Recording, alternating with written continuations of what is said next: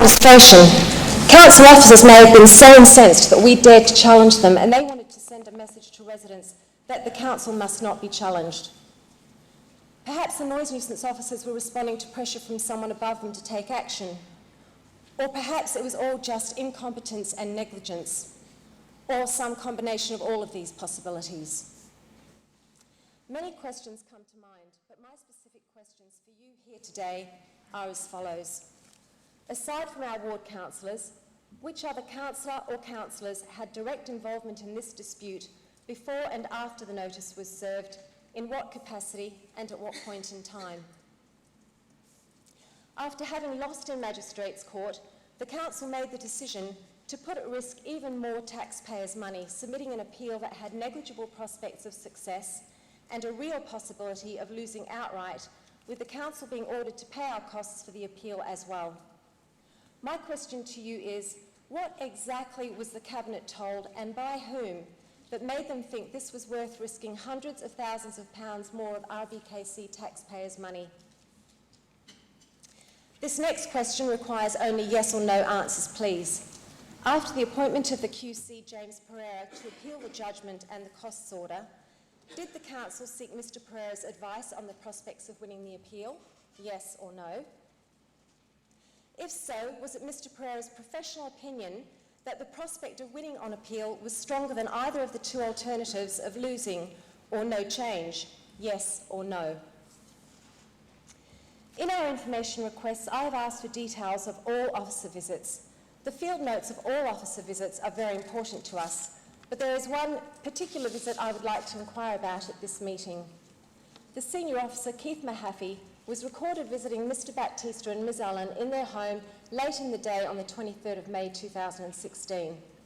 On the 25th of May, within 48 hours of Mr Mahaffey's home visit to the Baptistas, we received word that the QC, Mr James Pereira, had been appointed to lead the appeal against us, and on that same day, Mr Pereira's appeal documents had been submitted to the court.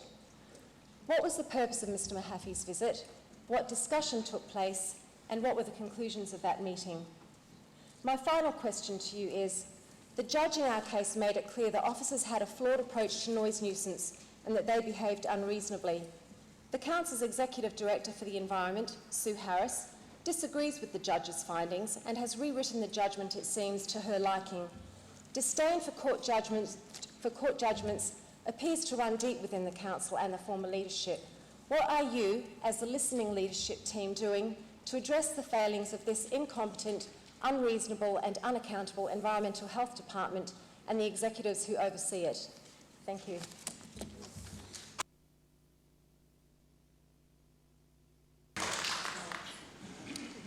Thank you, Mrs Carabino. First, can I acknowledge to everybody that this has been a very difficult case for all the residents involved, for staff, and actually for councillors as well. Second, as you clearly state, it has been extremely complex, which has led to challenges in achieving all of the deadlines for responding to your requests for information. Third, I am very sorry that the information has taken such a long time, and I give an assurance that we will be more responsive both to the ICO and to you in the future. But last, you asked a number of very specific questions. I think you will understand if I say it is probably not realistic for me to give you yes or no answers and the substance now. You will get a written answer within 10 days. Thank you.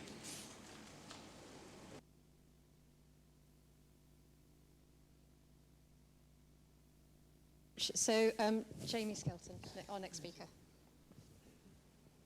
Sorry, I should have read it with my glasses. I can relate to it. Thank you. Thank you, everybody. A number of... Oh, hang on. Sorted. A number of the people who supported Action Disability Kensington and Chelsea, the organisation which I'm proud to work for, a number of local disabled people are currently facing a very stark choice. The choice is eat or pay care charges. Pay for food or pay for the basic care which they need in order to live. I think this is an ethical issue. I think that we, in one of the wealthiest areas in the country, need to really look at ourselves. Because if we know of a few people in Action Disability Kensington and Chelsea who are experiencing these problems, what of the many others that we don't know? I know that there are financial arguments around care charges, that it costs more, the argument goes, to abolish care than to keep, to abolish care charges, not abolish care, to abolish care charges than to keep care charges. And yet, what about the hidden costs? What about the costs of administering and appeals and challenging the decisions which are made? What about the cost of bailiffs when they're called in, all of which come out of the public purse? What about the costs when people fall through the net? And some of those people will fall through the net. They won't be able to live independently anymore. And some of those people will need constant care in hospital or in residential unit. Again, a huge cost. I think these hidden costs need to be considered when we're discussing charging for care. I know that the majority party in this council is a party of small government, is a party that is against bureaucracy and waste. And yet here we have, in the charging policy, something which is so hard to administer, which is so hard to understand, quite often from our experience, both for those administering the policy and those on the receiving end, those who are victims of it. You're the party of opportunity, the party of ambition. What kind of ambition can people have if you're a disabled person, if you're a person in receipt of care, and not only are you dealing with the issues involving that, you're dealing with fighting to get the funding for your very basic care. At ADKC, we know a number of people who want to go to college, who want a job, who want to live full and independent lives. If we're talking about the cost, we're talking about the thwarting of those ambitions. Post-Grenfell, the council has not had a fantastic reputation, I think it's fair to say. Now, I know this council to be a genuine and generous and caring council. I've worked in this borough, I've worked with this council for nearly 2 decades now, and I know that to be the case, but I don't think that's the image that people have out there necessarily.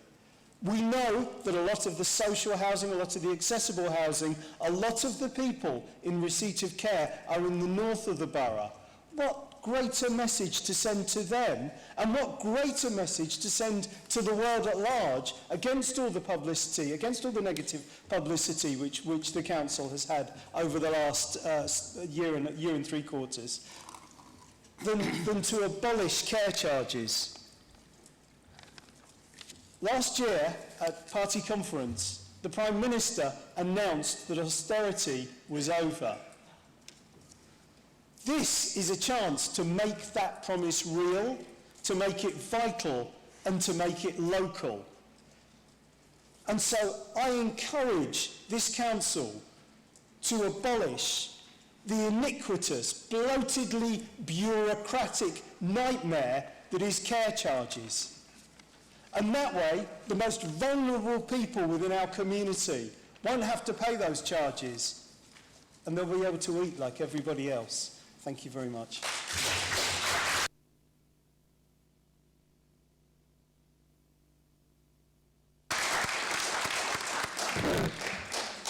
Jamie, thank you for coming today. That was really powerful.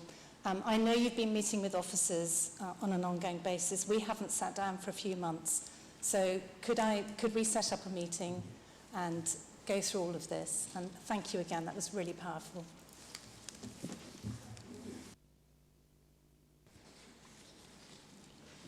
Yeah? You calling me? Yes. Thank you, Madam Mayor. Thank you, Jamie. That was really powerful, as Cllr Addenbrooke has said. You have, of course, ADKC has brought these issues to the Council before, to the Scrutiny Committee that looks at adult social care. And so far as I can tell, nothing has changed, although there were very powerful individual case studies offered to us. I am going to propose what you are asking for, that home care charges are dropped. And I hope that your message to the other side of this chamber will be heard.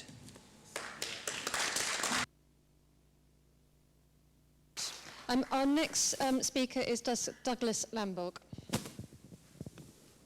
Is that okay?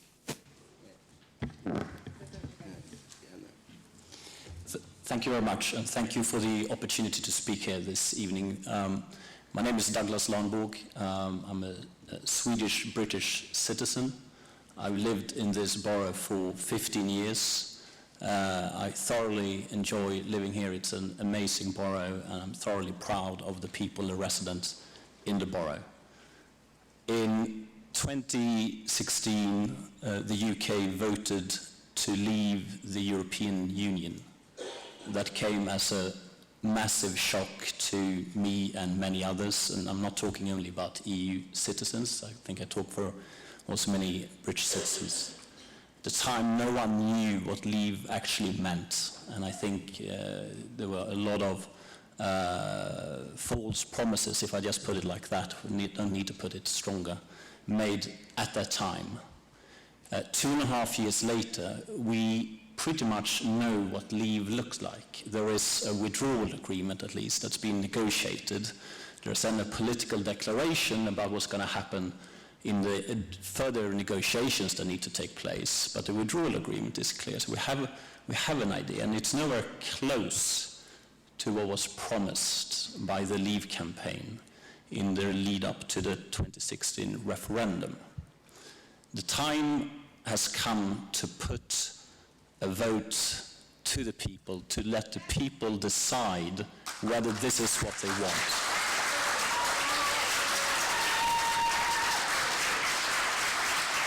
Specifically for this borough, 69% voted leave. That figure has gone up. Voted remain. Thank you. It's nice to have support like this when you make. That figure in recent polling from December last year has gone up. The support for Remain is now stronger than that, as we realize what leaving would look like. We had a subsequent general election where, to everyone's surprise, after a number of recounts, the Member of Parliament shifted from Conservative to Labour, in no doubt, in large part, because of the EU swing vote. So, now specifically, coming to the issue at hand here, 14 of 30 London boroughs have passed motions to support a people's vote, new referendum, final say, call it whatever you want. It's your duty as councillor to represent your constituents, to listen to what they think. And I've just said what they think. We know what they think. Time has come. I have two questions. The first question I address to Emma Dent Coad, who I understand is present here. What will you do to make a new referendum happen? My second question is, what will the council do? Will you now pass a motion in support of a new referendum today, this evening, here? Thank you.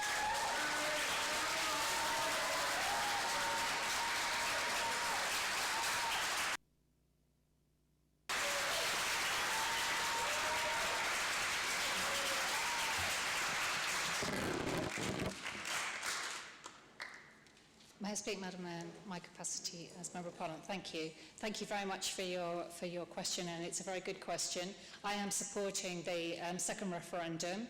I hope we're going to remain.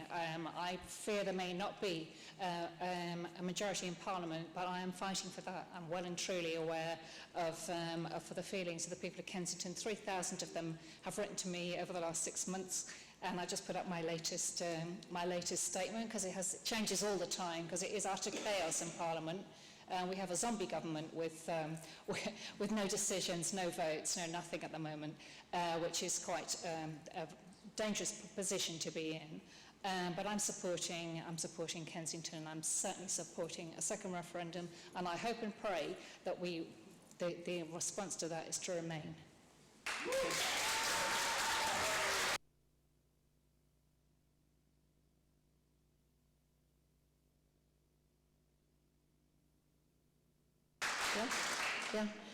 I think I have a different view from Councillor Dent Coad. We're councillors here, so we can't make the decisions that they can in Parliament. But I'd like to say I have made no secret of my wish that the referendum result had been different. I have every sympathy for those people who wish to remain, because I do too. Having said that, I believe in democracy. I believe in views of other people apart from my own. I absolutely accept what you say, that 70% of people voted to remain in the UK, but that's not what the country felt. So I don't know what the result of the debate later tonight is, but I suspect this chamber will be as divided as the House of Commons is divided, as the country is divided. So we'll wait and see, but from my point of view, I wouldn't at the moment back a second referendum.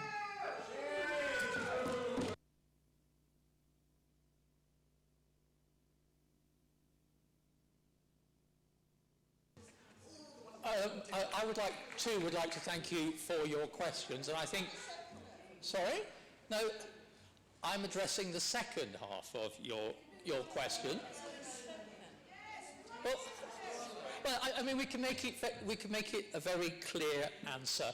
I and every councillor on this side of the chamber is very much in favour of staying, and we will campaign to stay. And you didn't get an answer to your question about how come most other councils in London have made a public statement and have stood behind the idea of remaining. It really is time that this council did the same.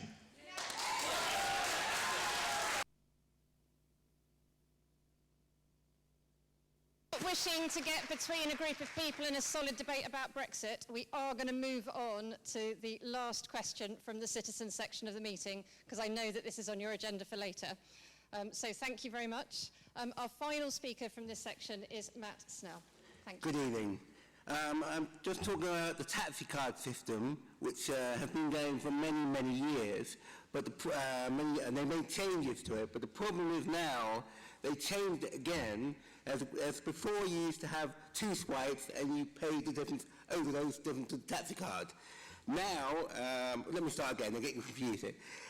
Taxi card system, you used to get 2 swipes and then you pay the difference after those swipes, you just pay £5. But they've now changed the rules in January, where you just pay £5, and then the taxi driver who's driving you will lose money. Because I just pay £5. For example, I did a journey from Ladbroke Road to Battersea, and the meter was £30, and I just paid him £5, and as I had to. But he said to me, lots and lots of drivers now are not prepared to pick up taxi card users because they're losing money. And it's going to get worse, and it's getting harder and harder to get a taxi card, and also you only get 10 journeys a month, which goes nowhere if you've got medical appointments. And I think it's completely wrong that they changed it, because it's quite complicated to understand. As before, when it was 2 swipes, and whatever the difference was after those 2 swipes, you paid the difference. It was just straightforward. And now it's very confusing. And the drivers are losing money. The other day, I just said a journey for £30, and the driver was out of pocket by £10. So he said that every time, a lot of drivers think, I'm not going to do this journey. I mean, there's one guy who I spoke to the other day, he said they pick up 50% of taxi card users. Now he's only going to pick up 25, because it's not worth for him to do it. It costs him too much money. And to be honest, the new system is quite complex, and if for the average user, if they struggle with the old system, they're going to struggle with the new system completely and won't have a clue what's going on. And I think it should be worse, and also I personally think a lot of taxi card users should have more journeys, because 10 a month, if you've got medical appointments, like 2 there, 2 back, and it's gone within a month, and it can be gone within a week. And a lot of people who are vulnerable, who can't move around very easily, and they rely on it, are stuck without it. And if, it needs to change, because a lot of people have taxi cars who seem, this is according to taxi drivers, who seem a lot mobile, and they shouldn't, and in their opinion, they shouldn't have it. And a lot of the vulnerable people who are in wheelchairs are stuck. Because what are they supposed to do after 10 journeys? It's completely wrong. We should look after the vulnerable in society and help them, not cut back.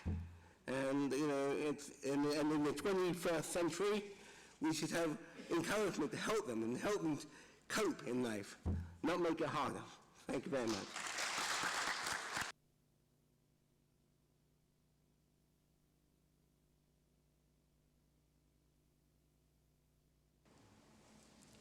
Matt, thank you for coming today. And we spoke earlier, and you've raised some really good points. I was unaware of the changes in January.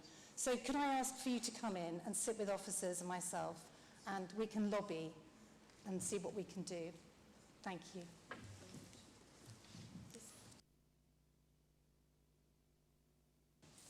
Hello, Mr Snell. Us on the Labour benches want to thank you for coming in and drawing this to our attention. We are not in support of our vulnerable residents being stuck in their house when they could quite easily be popping out in their taxi and having a better quality of life. I would really appreciate you coming to see me, and perhaps we can have a little look at the system and see how we can make this better for residents like yourself. Thank you. This is the end of the citizens' contributions. Okay.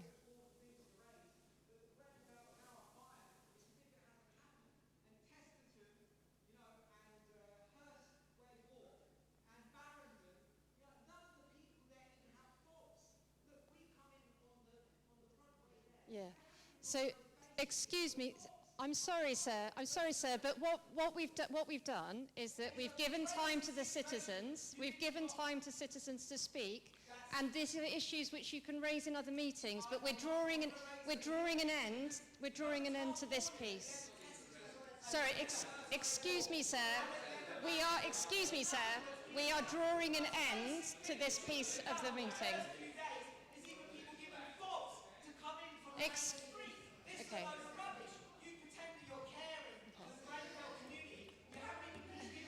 Excuse me.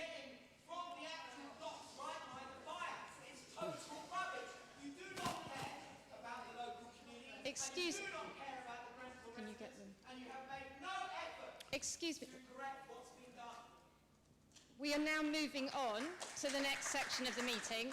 Thank you very much to our speakers who have been participating in the process. I think you made some brilliant points this evening, which I know have been very much heard. Thank you very much, and handing back. Thank you, Catherine, and thank you to all the speakers who've come along here tonight. So we move to item 5, which is petitions. Do any councillors have a petition? Councillor Healy. I have a petition about the Royal Brompton Hospital, which has 184 signatures on the paper copy. There is also a live online petition, which so far has got 486 signatures. And the petition reads, "We, the undersigned residents and users of the National Health Service, are alarmed at the threat to the world-renowned Royal Brompton Hospital, centred on Fulham Road, Chelsea. The NHS executive has decided to stop commissioning children's heart services from the Royal Brompton, despite acknowledging its history of providing safe and exceptional care in this area. The hospital has now given up on retaining the Fulham Road site and is planning to transfer all of its services to a site at St Thomas's Hospital, funded by selling off its very valuable site. We believe this to be a retrograde step which will seriously damage the excellent services for which the Brompton is well known. Two trusts, Imperial Healthcare, which run St Mary's, Charing Cross and Hammersmith hospitals, and the Chelsea and Westminster, are pursuing an alternative plan. This aims to keep all Brompton services in North West London, but would split them over several different sites. Either plan would begin to unravel the integrated and highly successful medical facilities now available along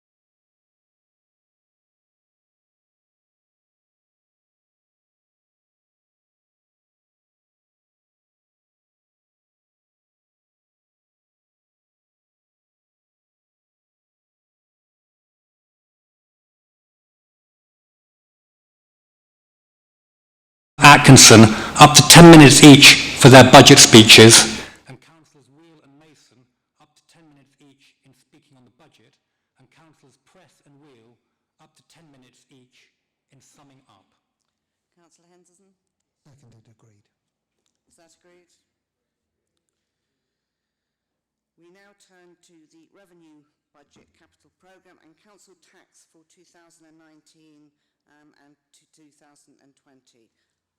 Councillor Campbell, do you wish to speak to the budget? Thank you, Madam Mayor. Well, Madam Mayor, it's nearly 2 years since the Grenfell Tower tragedy, and since that night, the Council's focus, and indeed my own focus, has been the response to the tragedy, particularly the rehousing of families and the provision of practical, emotional and humanitarian support to the bereaved and the survived. And in recent weeks, we have been hard at work, building a plan for the future. The Council and the NHS have agreed to commit a further £50 million each to support Grenfell recovery over the next 5 years. We're beginning to look forward, a crucial step for recovery and an important step for our residents and this authority. We cannot, Madam Mayor, turn back the clock. We cannot change the events of that night, but we can put what we've learned from it at the centre of everything that we do. Madam Mayor, our budget is going to be presented tonight. It's fair, it's balanced, it's informed. It addresses the challenges that we face, but most importantly, it reflects the views of our residents. We've just conducted the largest conversation we have ever had with our communities, and their views will be at the very heart of our 4-year plan for the future of Kensington and Chelsea. And I just want to take this opportunity to thank all those who took part, whether they battled the winter drizzle to attend an event or a meeting, or spent time completing surveys and forms. Thanks go to those who made contact with their local councillors or engaged with us digitally through the social media and our website, which I might add we are going to be improving. In total, well over 2,000 people from every part of the borough provided over 5,000 comments and ideas through many different forums. It was especially encouraging to hear from over 1,000 young people, parents and youth organisations as we look to redesign and improve our youth services with them. For us, Madam Mayor, every single opinion matters. Our residents have told us that they're very satisfied with Kensington and Chelsea as a place to live and the job the council does. However, an uncomfortable truth is that the Grenfell tragedy has highlighted the fact that some people had lost faith in us, the council. And that's why we're changing and changing quickly, and why we have adopted new values, putting communities first, respecting others, acting with integrity, and working together. Madam Mayor, because Kensington and Chelsea is a great place to live, we want to see this maintained. We want to ensure that everyone has access to opportunities and to services, be they housing, employment, or healthcare. So every person has the chance to fulfill their aspirations. We will be building more social housing and improving and repairing our own council homes. We want young people to have the best start in life and to achieve their ambitions. So we will provide great education and access to employment and new skills. We will be tough on antisocial behaviour and look at every possible way we can tackle the causes of crime and work with police to make people feel safe. And this, Madam Mayor, is an issue that has never been more important than it is right now. So I want to address this specifically tonight. It is becoming clearer with every passing day that the Mayor of London is content with passing the buck on knife crime. It is frankly unacceptable. You may not know this, but we pay for extra policing for our residents, 34 extra bobbies on the beat, in fact. Yet at the end of last week, just as we began finalising our budgets, Sadiq tells us that we need to pay £20,000 extra for every extra police officer that we want in the borough. And this is despite the fact that he's raising council tax by nearly 10%. So I've asked him if he has a real plan to tackle the issue, and so far I have not yet had a reply. It cannot be right that our residents are being asked to pay more to get less. So after the shocking cases in recent weeks, I'm taking action tonight. We have identified a further £1 million in the budget to tackle knife crime in the borough, and we'll be announcing details shortly. I might add, Madam Mayor, we stand ready to work with the Mayor, but he has to start engaging with us and stop blaming others. It's this simple. We need to work together to stop knife crime. Madam Mayor, I want a borough that's a great place to live, work and learn, a place that's healthy, clean and safe, a place you want to come to and is great to explore, and a council that supports its most vulnerable people. Many on the benches opposite will want the same. They may have a different idea in how to get there, but as I've previously said in this chamber, no single person has a monopoly on good ideas. This chamber is not the House of Commons, where seemingly nobody can agree and only the loudest get their way.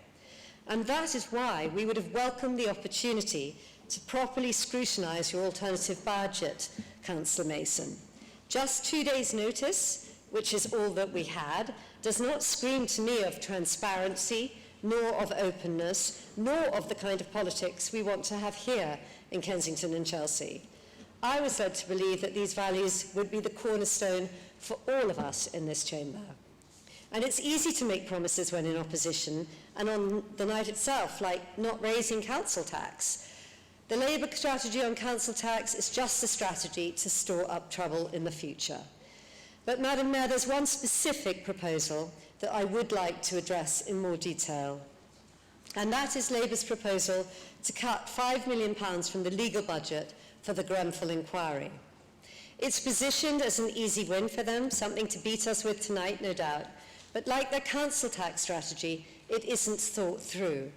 The whole point of our participation in the inquiry is to get answers, to get the truth.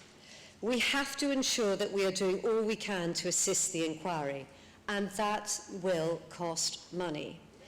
Your £5 million could be the difference between the country finding out everything that went wrong or not. And if any stone is left unturned, we could leave unanswered questions for generations to come. We all want to make sure that a tragedy like Grenfell never happens again. And I want to make clear our spending on the inquiry is about the truth. It's not about a defence. So, Madam Mayor, setting a budget is a difficult task, and all councils are facing economic and financial uncertainty. So we have to lobby for greater freedom. We collect over £320 million a year in business rates, yet we receive £65 million back. We are an economic powerhouse, but we are regarded as a sleepy London borough. This needs to change. We need to get back more of what we pay in and invest in our high streets, our cultural spaces, and skills and jobs for our residents. Nationally, there's a shift in local authority funding, with less reliance on government support and a greater reliance on income generated locally. There's going to be a new funding formula for local government from next year, and there are concerns that London, especially central London, may lose out. And this creates uncertainty, but we're planning for the unknown, including Brexit, and we know that the council is going to be more financially challenged over the medium term. We are going to have to reduce our spending by £40 million over the next 3 years. And that's going to mean facing up to difficult choices and making those choices with our communities. And we won't shirk from this responsibility, and we welcome the interactions we've had with residents so far. Our residents elected us a year ago. Being accountable and being honest will be the core of our relationship with them. But our challenges don't just stop at the financial gates. We face demographic shifts, growing demand and complexity, changes in the London economy, and advances in technology. And in order to meet these challenges, the Council will need to continue to work in close partnership with others to deliver better outcomes for people. And Madam Mayor, I close my remarks tonight with this. In a night of number crunching, it's easy to forget one simple fact. Councils and boroughs like ours are about the people that they serve. In the headline figures lie people's lives, as we've heard tonight. Their interactions, their family, their friends, their communities, their support, their happiness. And I'm talking about an elderly person living alone, getting a visit from a care worker, or having a place to go to socialise. It's about sorting out about a noise problem at 2 a.m. when the city won't let your baby sleep, or providing a teacher with the tools they need to put a teenager on the path to a successful career. These things matter to me, and they matter to our residents. It's what we're here for and what our focus should be. Tonight isn't just about the numbers, it's about people of this borough and our responsibilities to them. It's about putting communities first, showing respect to each other, acting with integrity, and working together to create a better borough. Thank you. Thank you, Councillor Campbell. Cllr Atkinson.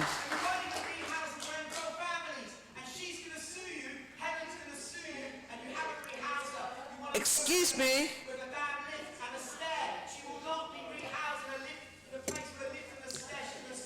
Can I ask you not to interrupt the meeting, but to listen? You shut the youth facilities, you talk about knife crime. Councillor Atkinson. Thank you, Madam Mayor. The Leader of the Council has given a different speech than I was expecting. Now, part of it is because I think she was giving a speech about what we're supposed to be talking about at the next Council meeting, so maybe she read out the wrong bit. The Council restructuring, which is very much needed, is something we need to debate on another occasion. But then she starts going on, suddenly attacking the Mayor of London as being responsible for the epidemic of knife crime. I've got two things to say to that. There is a problem with knife crime all the way across the country, and it doesn't help at all to try and stick a label on the Mayor of London. The Mayor of London has made it very clear that he does have a policy on knife crime, which is more than his predecessors had. He is adopting the strategy which has worked in Glasgow. And the other thing that's missing about the comments made about the police, or made about the Mayor by the Leader of the Council, is she does not accept that the Mayor of London has lost £1,200 million from the police budget. And that is the reason why the Mayor of London is having problems. Do not put the crime wave against Sadiq Khan. But staff levels in the County Hall. Madam Mayor, the Leader of the Council then goes on to talk about putting communities first, which is, I think, we then need to look at the priorities that this Council is still sneaking into its budget. We've still got things in this budget. We're still finding money for Leighton House when we won't find money for Warnington College. We are still putting money into Holland Park and to Holland House when we're not prepared, as I say, to deal with Warnington College, and we're not prepared to stop the export of the poor people from this borough. Madam Mayor, let me go back to my prepared remarks that we've put together very carefully, and I too would like to thank council officers who have given us resources and time, so we've put forward a coherent budget which I would ask you to look at carefully. Madam Mayor, let me deal, before I hand over to my colleagues, let me deal with a few headlines. The main headline is that although the Labour Group will tonight vote to support the 2% increase in the council tax earmarked for adult social care, because we will earmark it for free adult home care, we will not vote for a further increase of 2.99% on the general council tax.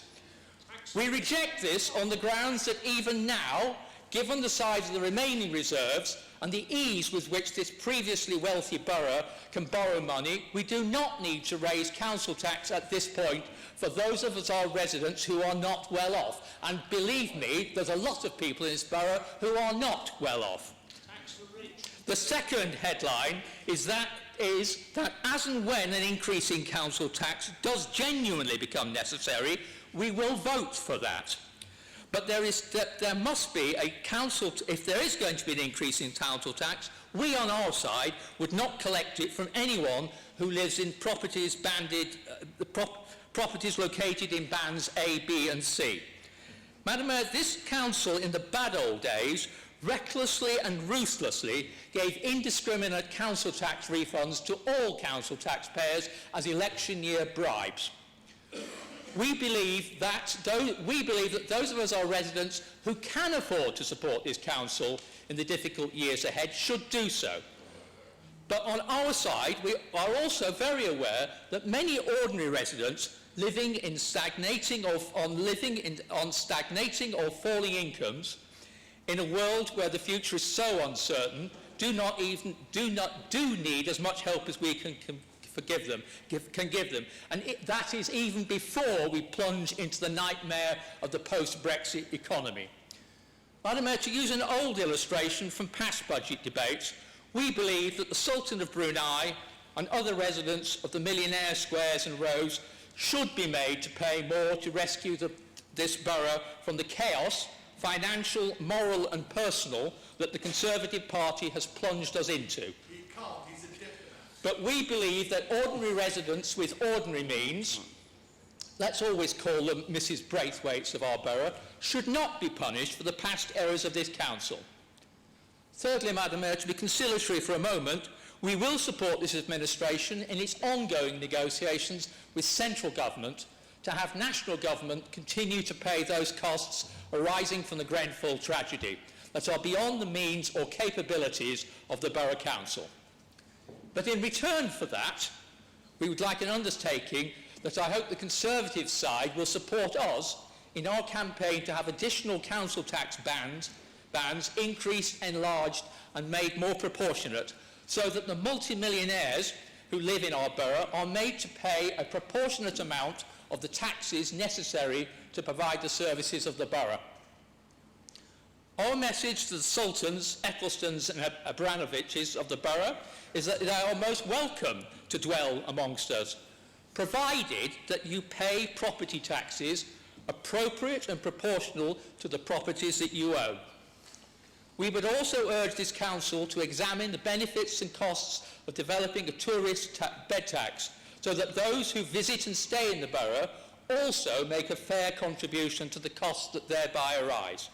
Where Edinburgh, Leeds and even Westminster advocates, Kensington should at least take a look. And in so doing, we should make sure that in any tourist tax does not fall upon the small struggling businesses of this borough. Madam Mayor, the Council's record and finances over the last year have been mixed. And I'm not surprised, therefore, that the controlling Conservative group want to get through our annual budget setting with such undue haste. To be fair, this can be partially justified. I listen to you, you should listen to me. To be fair, this can be partially justified because the Council is only halfway through a reorganisation, the end result of which is still not clear, and the whole system of local government finance is in any case about to change. But Madam Mayor, tonight's downgrading of the borough's budget-making decisions is also because this battered and shamefaced Tory council does not wish to attract attention to its continuing shortfalls and problems. And Madam Mayor, by examining many of your capital budgets proposals sneaked in the small print, we have been able to demonstrate that you have still not been entirely able to wean yourselves away from your former profligacy and from your favourable instincts. In the current climate, how can this council dare to keep pouring money into Leighton House and Holland Park, when simultaneously you claim the need to cut our youth clubs and youth services? And while you have not grasped the nettle of the borough taking responsibility to save our much-loved Warnington College. Madam Mayor, this borough has a far greater duty towards Warnington College and to replacing the internationally famous and disgracefully abolished Maxilla Nursery School than it does to further tarting up of Leighton House or Holland House. Madam Mayor, let us care more for the many than for the well-connected few.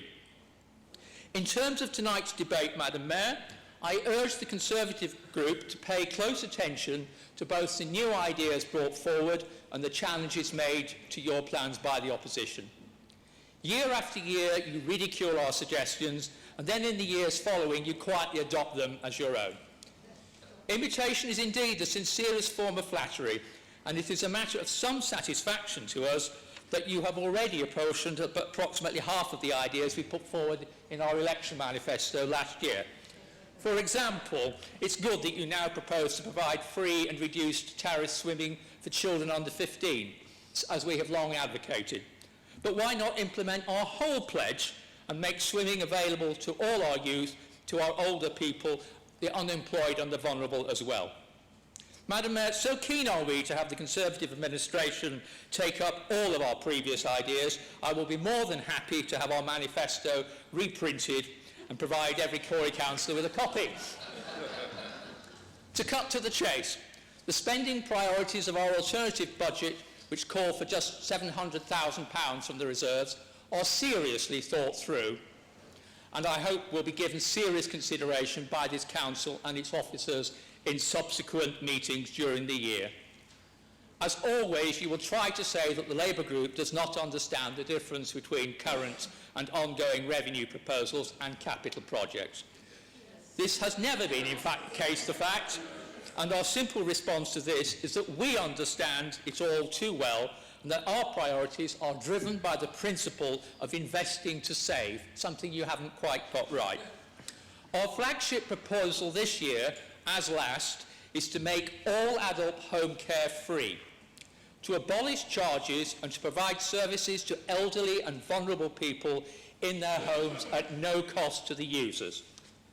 There will be some savings in removing the assessments for care, but far more importantly, by assisting people to remain independent and in their homes for as long as is possible, we will save public money in the longer term. This is but one example of our policy of investing to save. Conversely, Madam Mayor, we have discovered more than 7.5 million intended capital investment that is in the current circumstances we simply cannot possibly support.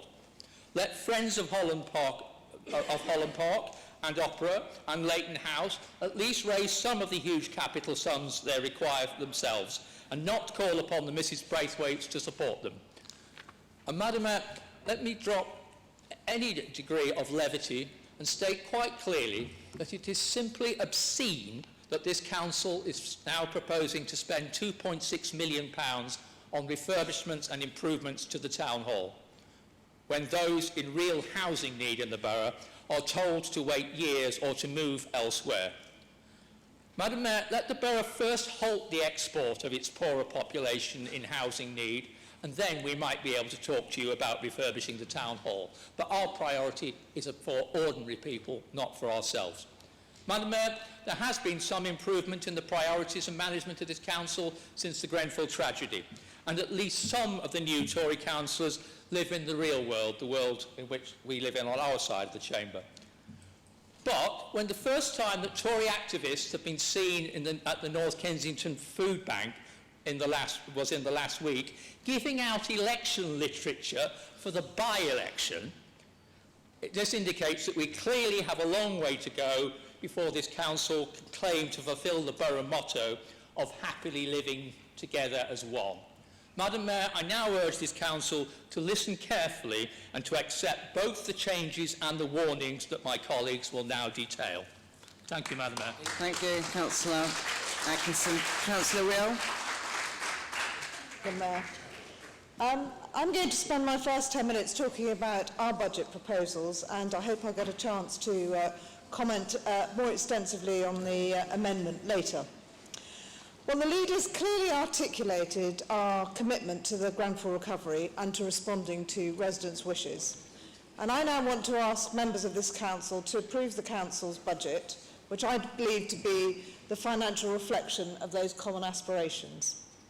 In broad terms, over the next 12 months, we'll spend £473 million on core services to support 160,000 residents and the 250,000 daily visitors who depend on our clean, well-maintained streets, our good schools, and our beautiful parks, to name just a few of those services.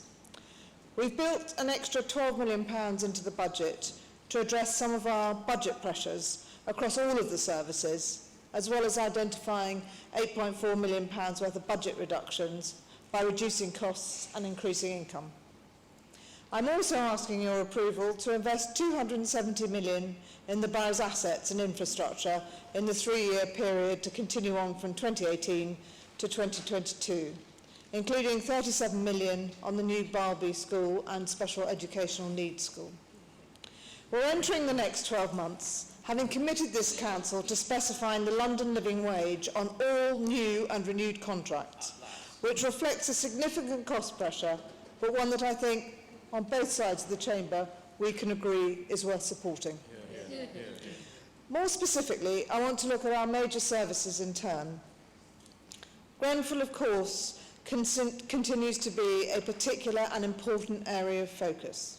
We have made a commitment to fund the Grenfell recovery strategy, and we will spend £50 million over the next 5 years doing so.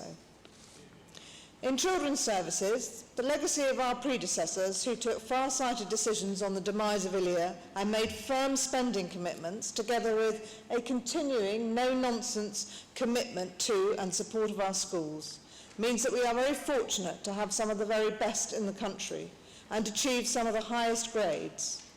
But children's services go well beyond our commitment to the 13,000 pupils in our 33 schools.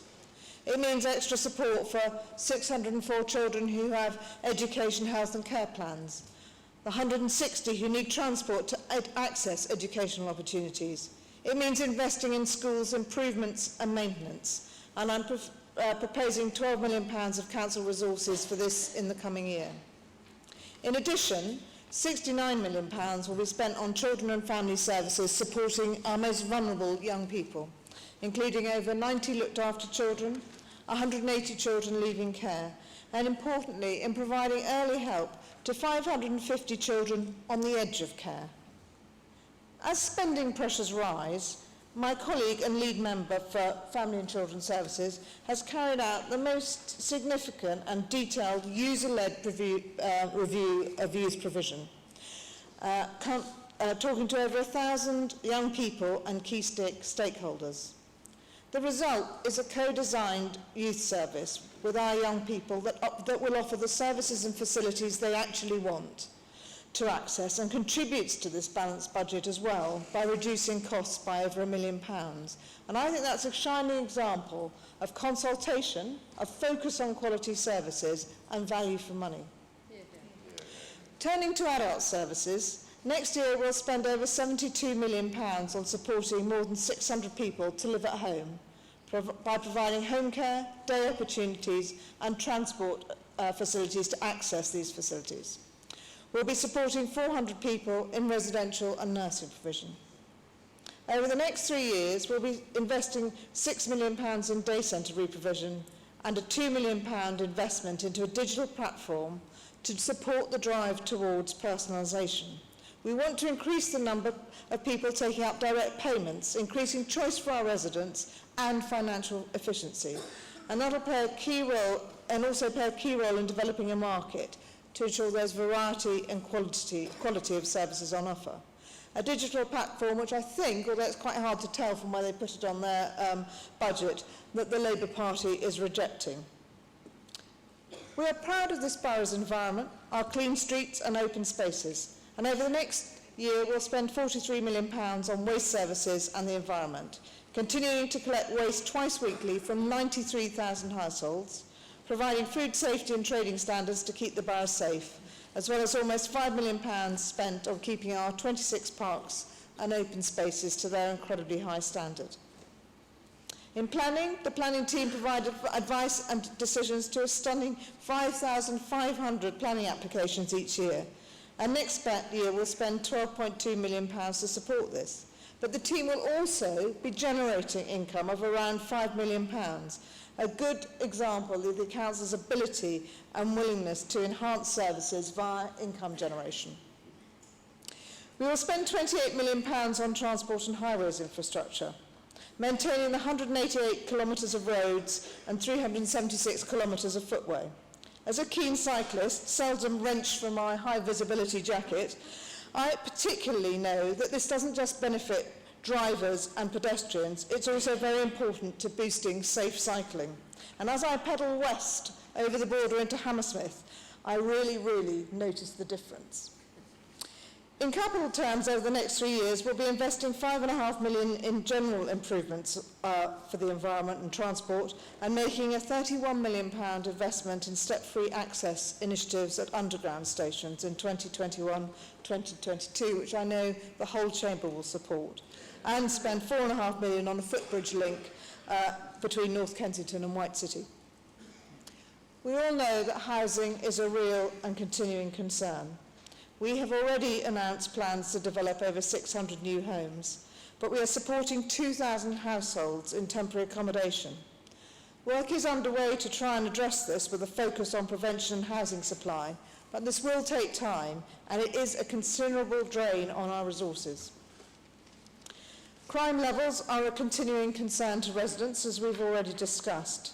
And next year we'll spend almost £5 million on additional measures to support the police in a range of community safety projects, and including a £500,000 investment in CCTV. Our whole approach to community safety is currently under review, and the outcome of this will shape our service for the future. And the Council's response to the recommendations will be considered by the leadership team next month. Obviously, the Mayor's recent announcement is a huge disappointment. We cannot deliver all of these services without a strong back office function, including HR, finance, management of our property estate, and our customer service function. which collects council tax from 88,000 households and business rates from over 9,000 properties. All of these services need to be funded. Council tax, business rates and income from fees and charges, not government grant, will be the main three sources next year. I am proposing to increase the council tax by 2.99% in line with the referendum threshold, and again charge the adult social care precept of 2% to fund the well-rehearsed pressures already on this service. This means that the average council tax for Band D property will be £887, an increase from £845, rounding down in both cases. We will continue to offer the maximum local council tax relief for the 13,000 residents on the lowest incomes, providing a 100% rebate, unlike many other councils, for those who need the help most. Most other authorities do insist that a percentage has to be paid regardless of the resident's circumstances, not here. Taking all of this into account, I'm proposing a balanced budget. The work that's been undertaken over the summer means that I'm confident that we have set a budget that is realistic and achievable. There are risks. We've got Brexit, we've got other external cost pressures. But although our reserves have declined over the last 2 years, they remain at a sustainable level and would allow us to manage these risks should they materialise. Although tonight is about the 2020 budget, I want to highlight the challenge ahead. We need to identify £40 million of budget reductions over 3 years. There have been some difficult decisions in this year's budget, but I thank members for their feedback and comments through the scrutiny committees. The decisions next year are going to be in an entirely different category. This change in funding provides a secondary but extremely important reason for raising our council tax this year. There are strong reasons for supposing that the money available to us in future may well be based on an assumed level of current income. However, we are a historically low spending, value for money council, whose investment in prevention has always put us in a strong position to bear down on tax levels. We'll continue to aspire to be in the lowest quartile in London for council tax. I too think it's a huge pity that the Labour group wait until the last minute to share their proposed amendments on the budget. Although having looked at this year's one, I'm afraid I can see quite why. My challenge to them is to produce an alternative budget at the beginning of the year to raise the changes they want to make when reviewing the majority party's suggestion, and to engage positively in scrutiny and have the courage of their convictions. And I really would welcome that next year. Residents have told us that creating opportunities for young people to develop skills and access employment is a priority for them. And we want to make sure, I'm sure, again on both sides of the chambers, that we are doing all we can do to support this. Kensington and Chelsea is a diverse borough, ranging from the wealthiest in the country to some of the most deprived areas. We want to introduce a voluntary contribution scheme to fund those aspirations. Similar schemes are in place in other parts of London, including neighbouring Westminster. And over the next 6 weeks, we will be asking the residents who live in our most expensive properties if they will help to support these opportunities.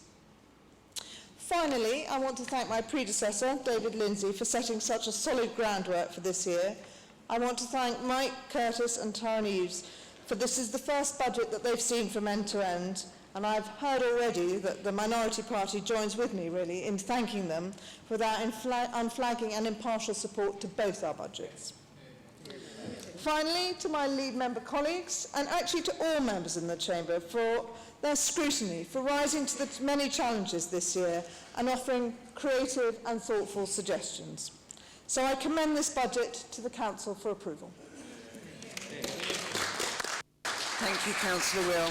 Councillor Mason, do you wish to reply? Madam Mayor, this is my 27th budget now, and let me tell you that the attitude that we hear across the chamber, which is meant to be working more collegiately now, resembles what I heard 25 years ago. It really does not, you really will not endear yourself to anybody by opening up and telling them that they do not understand the finances of this council, when some of them have been here much, much longer than many members on that side. And we hear this year after year after year, even though the same offices that cost the majority party budget cost ours, and we have to continuously defend those officers against the attacks from the majority party who say that they're not effectively skilled in their job. And that is something we should not be doing. In terms of the budget amendments, we at Executive Corps and here have been saying for 20 years that we need to get the budget measures, the budget finances much, much earlier in the year to allow us to do exactly what Councillor Wheel said and plan a budget ahead of time. And now hopefully we will be able to do this from this May and June. We will be able to do the same as you are doing, instead of having the budget in the last 2 or 3 months and then having to work out how that goes.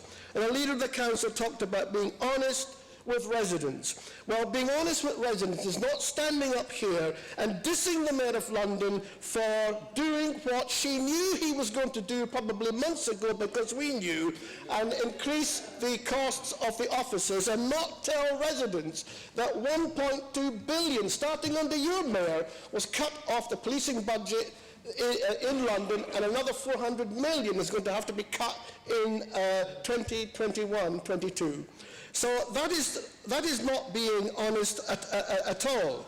And on knife crime, we heard just today the former Commissioner of the Metropolitan Police saying that Mrs May simply would not and did not listen on the severity of the knife crime problem here, and now it's gone nationwide, because when she was in the Home Office, she just simply said, well, our policies are working. And that's, of course, what this government says on everything, and it's utterly, utterly incompetent and mismanagement to say that. And those of us standing here and listening to this remember year after year after year, and particularly during the last administration of Councillor Nicholas Paget-Brown, the most disastrous financial policy that started years ago, but he made a fine art of, where we stacked up vast capital reserves and then contracted out up to 300 million of council services, some of which went absolutely belly up, and our residents suffered. And Councillor the Leader of the Council talks about the poor people of the borough. Well, let me tell you something. They're in our surgeries every day of the week. I have to, in a week's time, go to a PIP hearing where a woman who has now absolutely no money has to go and try and persuade those people who are absolutely unqualified to look at her case. They took away £250 a month from her, and she's now almost destitute. I have to go to this hearing to try and get this money back. We know about the poverty of those people in this borough. They are living in the north, some live in the south, and for you it may be academic. For us, it's every day in the week, and that's why we are so angry in this chamber, because we have to deal with these people day after day after day.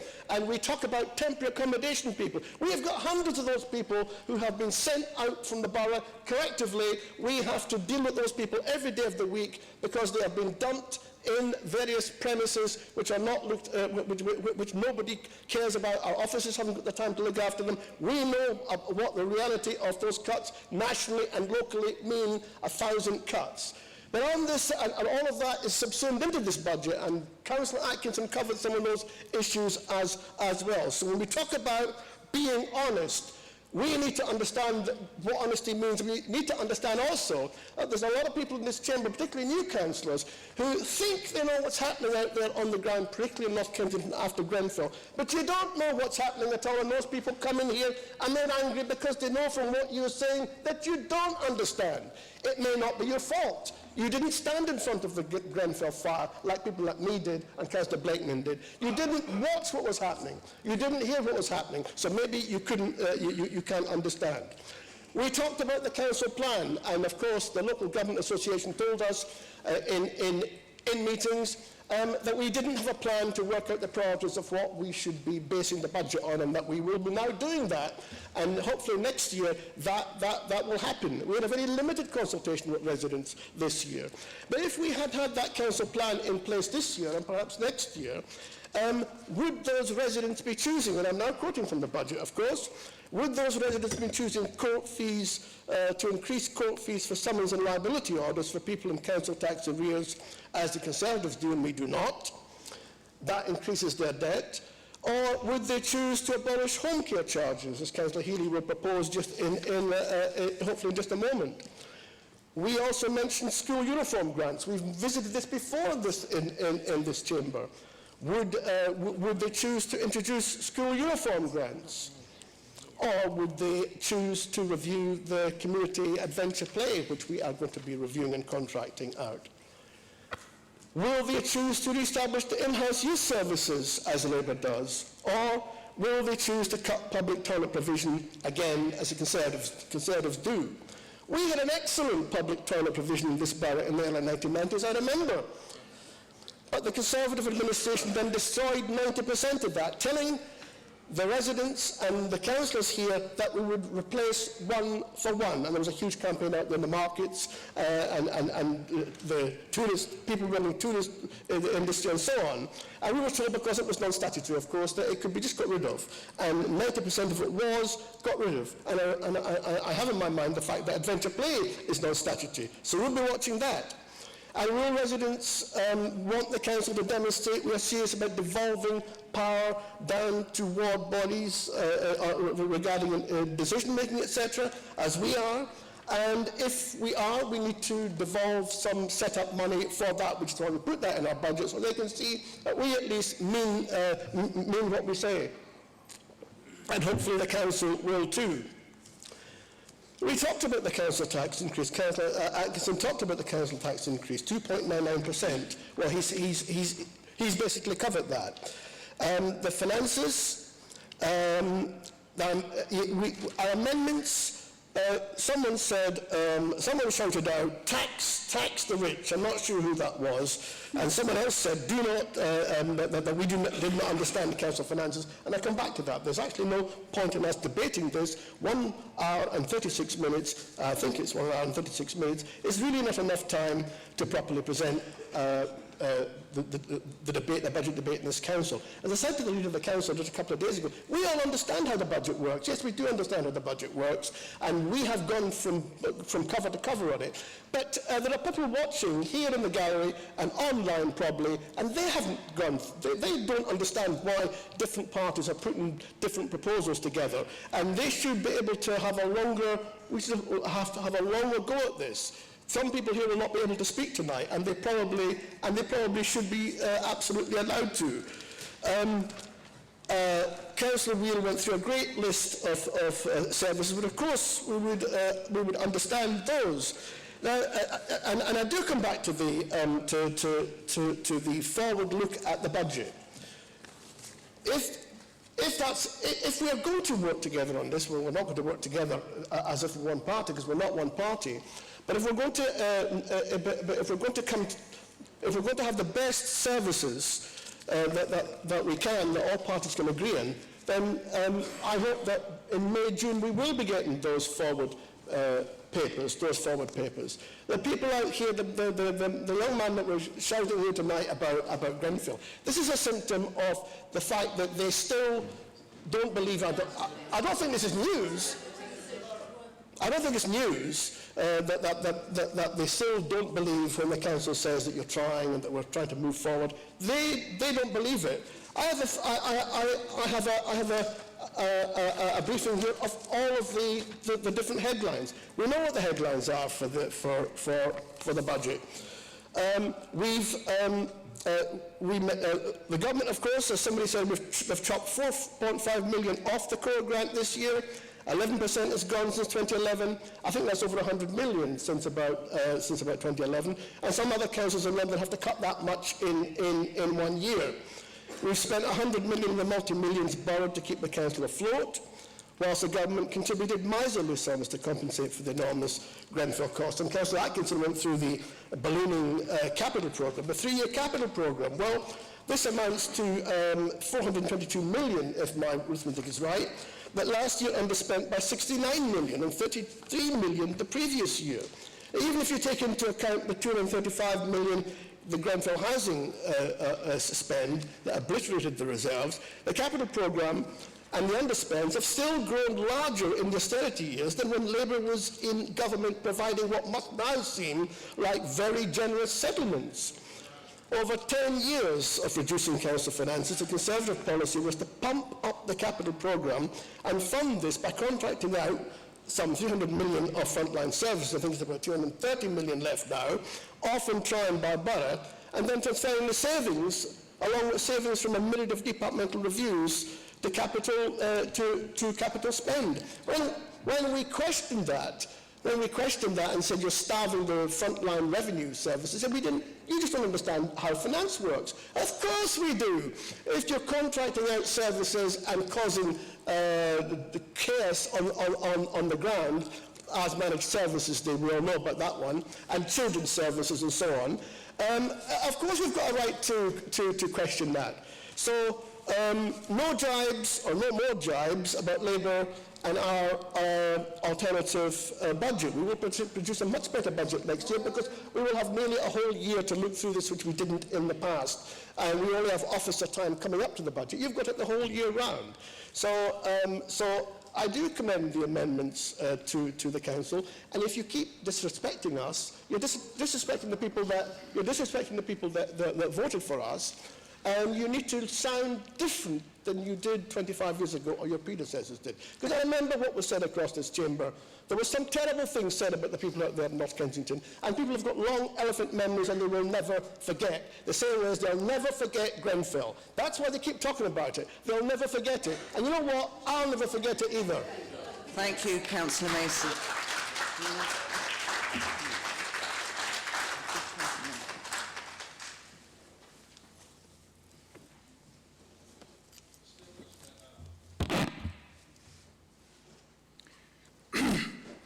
We now move to a general discussion about the budget.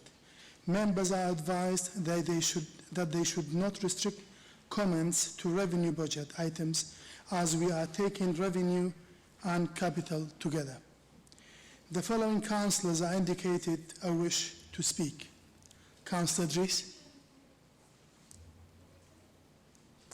Councillor Adorian, Councillor Healy, Councillor Nile, Councillor Blakeman, Councillor Dent Coad, Cllr Henderson, and Laghi. Councillor Laghi. No? Okay. Yeah. Mr. Deputy Mayor, there are a number of lead members who would also like to speak, and that list was on the Mayor's notes, so that maybe others who would like to speak. Councillor Wills, yes, I have it here on the list. Okay. I will allow them. Okay. We start with Councillor Dries.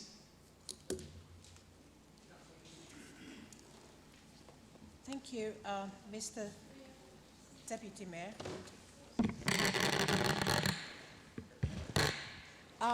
First, I would like to congratulate Councillor Wheel for an insightful budget that, despite the tightness of our finances, thoughtfully funded all services more than adequately. I am especially delighted that we matched last year's policing budget. Unfortunately, the Mayor of London, whom the policing of this great city and the safety of her residents is within his brief, is not reciprocating. Sadly, he increased policing costs despite the rising demand for more policing across our city. As my daughters would say, hashtag mega fail, Mr. Khan. Thank you. Thank you. Councillor Doran.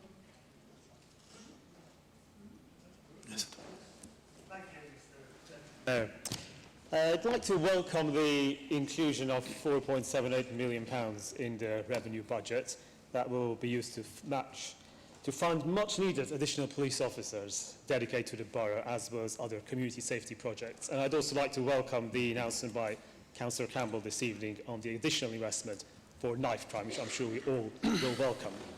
Recognising that police are currently spread thinly, we must try our best to continue to fund those extra officers to be in the borough on a regular basis and to work with us in particular to tackle the antisocial behaviour that can do so much to reduce quality of life.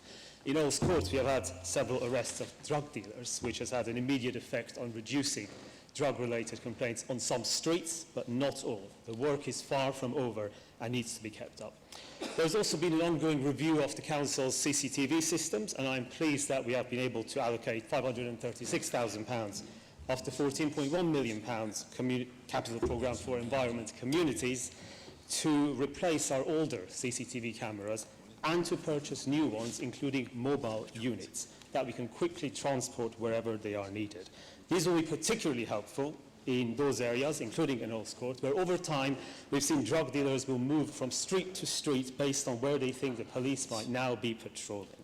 Mobile cameras producing high-quality images that could be used for identification and for evidence can also act as a deterrent and show that criminals will not be getting away with it on our streets. Personally, I wish we didn't need to have so many of those cameras around, following our every step as we walk around the city. But surely we must accept that the benefits far outweigh the concerns. Many individuals, businesses and residents' associations across the borough have been setting up their own CCTV systems, often using the very latest technology. As a council, I believe we should provide assistance and support to community groups who, hand in hand with the police, want to do that little bit extra to help safeguard their streets, the neighbourhood watchers of the future. While ultimately the maintenance of law and order is the responsibility of the police, our residents do look to us as their local council to support them in whatever way we can. And I welcome this budget for that. Finally, if I may, Mr. Deputy Mayor, I'd like to remind everyone that the AGM of the Safer Neighbourhoods Board and the Neighbourhood Watch Conference will be this Saturday here in the Town Hall from 10 a.m. And I'd like to encourage everyone to attend. Thank you. Thank you. Councillor Healy. This borough used to have a reputation as being top-rated for its adult social care, but a new measure introduced in 2016 to 17 by NHS Digital now makes it the lowest scoring council on a measure to assess the impact of adult social care. The measure has a scale from 0 to 1. 0 is described as no better than being dead. 1 is full of quality of life. The lowest scoring council was RBKC with 0.29, and that is closer to people feeling no better than being dead than having a full quality of life. It is surely time to refocus on making social care better rather than chasing savings through endless reorganisations. That's one of the key reasons for us demanding for a second successive year that all home care charges be dropped instead of being raised by 2%, as the majority party proposes to do. There is historic evidence that every time the charges rise, some people refuse the service. And this is a service that affects younger adults with disabilities, as Jamie Denton made very clear earlier this evening. And it would be surprisingly cheap. It would cost only £1.2 million in lost income compared to the overall social care budget of £71 million. And that would be offset by £70,000 because 2 financial assessors would no longer be needed. ADKC has previously presented its concerns to the Adult Social Care and Health Scrutiny Committee, pointing out that disabled people are expected to live on less than older people for reasons that nobody can explain. And now, as he indicated, we have evidence from a range of disability charities that disabled and older people are having to choose between eating and paying for carers because of what is described as catastrophic social care charges. The MS Society, Parkinson's UK and MenCup are urging the government to take action because of growing evidence that disabled and older people are rationing their social care because they simply cannot afford it. Those who dare to actually take it are running up thousands of pounds of debt. And if that is happening nationally, obviously it's happening here, as Jamie said earlier this evening. I'd like to quote from one example that the ADKC gave to the Scrutiny Committee last year. It's a quote from a disabled person living in the borough, and it says, "You have to give receipts to prove disability-related expenses, then all of your so-called disposable income is taken from you to pay for care. This means it is impossible to save up for when you need to replace disability equipment. I needed to get new visual impairment software, but my computer was too old to run it, so I would have needed to buy a new computer as well. With no disposable income, I can't afford either." I think that's disgraceful. And please don't tell me that the financial assessment, or more accurately the means test, ensures that the poorest don't have to pay. There is clear evidence that adults with disabilities are not being fairly assessed. Why should we believe that a centrally set assessment is any fairer to older people on limited incomes? We're assured that the much-awaited Green Paper on the funding of adult social care will be published by April. It will examine funding reform, sustainability and the huge variability in performance, but the fundamental issue of core funding will not be addressed. Apparently that is a matter for the spending review in the autumn. Thus, yet another opportunity to deal with the growing crisis in adult social care will be missed. And this at a time when we are short in the borough of around 1,000 care workers, and nationally it is estimated that another 500,000 will be needed over the next 5 years to cope with the rising numbers of people aged 85 and over. We're talking about basic help in the home, attending day centres, transport to and from those centres, the core to keeping people independent for as long as possible. I believe that it is a false economy to charge for those services, basically because it costs money to administer, as Jamie spelt out earlier, but also because it's by making home care not accessible to those people who need it, we are hastening the day when people have to move into care homes. And it is also the case that estimates of the income from charges frequently are over-optimistic, and valuable officer time is spent trying to recoup rising debt from people who clearly cannot afford to pay. Madam Mayor, the borough's record on both social care and care homes is no longer as good as it was. This council's reliance on outsourced provision has failed to produce the standards of care necessary to ensure that older and disabled residents can live with dignity, free from degrading treatment. This is shown by numerous adverse reports from the Care Quality Commission, the large amount of senior managers' time spent trying to bring providers up to standard, and the desperate search for alternatives to replace providers. So the other two items in our alternative adult social care budget seek to make life better for those vulnerable groups of evidence. Both need a review and can be paid for out of the Special Projects Reserve. First, we want to review the borough's care homes with a view to bringing them back in-house. We're asking for £50,000 to pilot a study of how that can be done. Councillor Healy, could you sum up, please? Okay. Just very briefly, the other review is on personal independence payments, where it is at present taking 9 weeks from assessment to decision, which must mean that many disabled people are having to live on next to nothing for more than 2 months, unless, that is, they are terminally ill, when the wait is only 6 working days. Thank you. Councillor Nadina.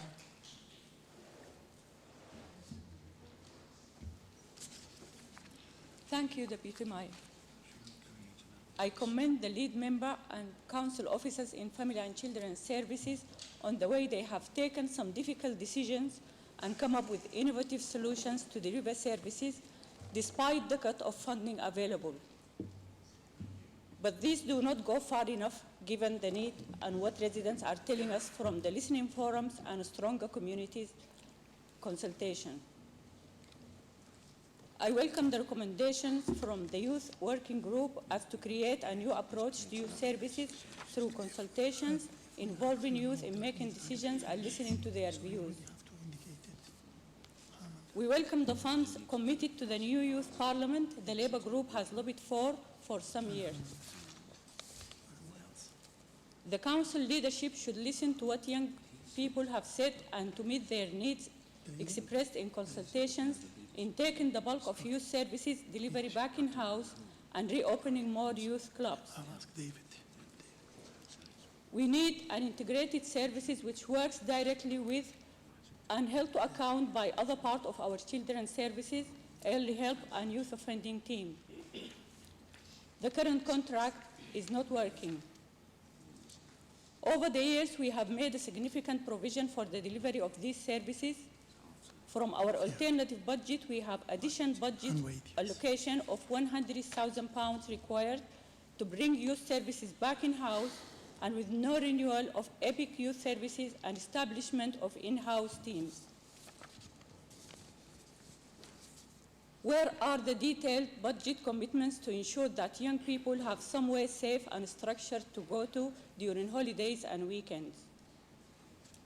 Our alternative budget is to spend £60,000 so these vulnerable community assets can, valuable community assets can stay open during holiday and weekends, keeping children safe, secure, and healthy. As a parent, I have struggled to provide for my 2 children in secondary school, where I have been given a compulsory list of items to purchase from one retailer at higher prices. I know how it feels when you can't afford 2 items of each to both. And that had no consideration towards families that struggle to provide for their children. Parents and students should be able to buy low-priced generic items from any number of retailers and still comply with the policy of school uniform. Schools should keep branded uniform to a minimum. The Department of Education guidance on uniform states that no school uniform should be so expensive as to leave family unable to apply or to attend the school of their choice. Yet currently it costs a family £350 per child to purchase a full uniform for Holland Park School. And if you have 2 or more teenage children, this can result in poverty for low-income families. We have made a provision of £70,000 alternative budget for 2019-20 to pilot a school uniform grant scheme to put that right. Therefore, I call on this council leadership team to re-establish a school uniform hardship grant or fund. I ask all members to support the Family and Children's Services alternative budget. Thank you. Thank you. Councillor Dent Coad.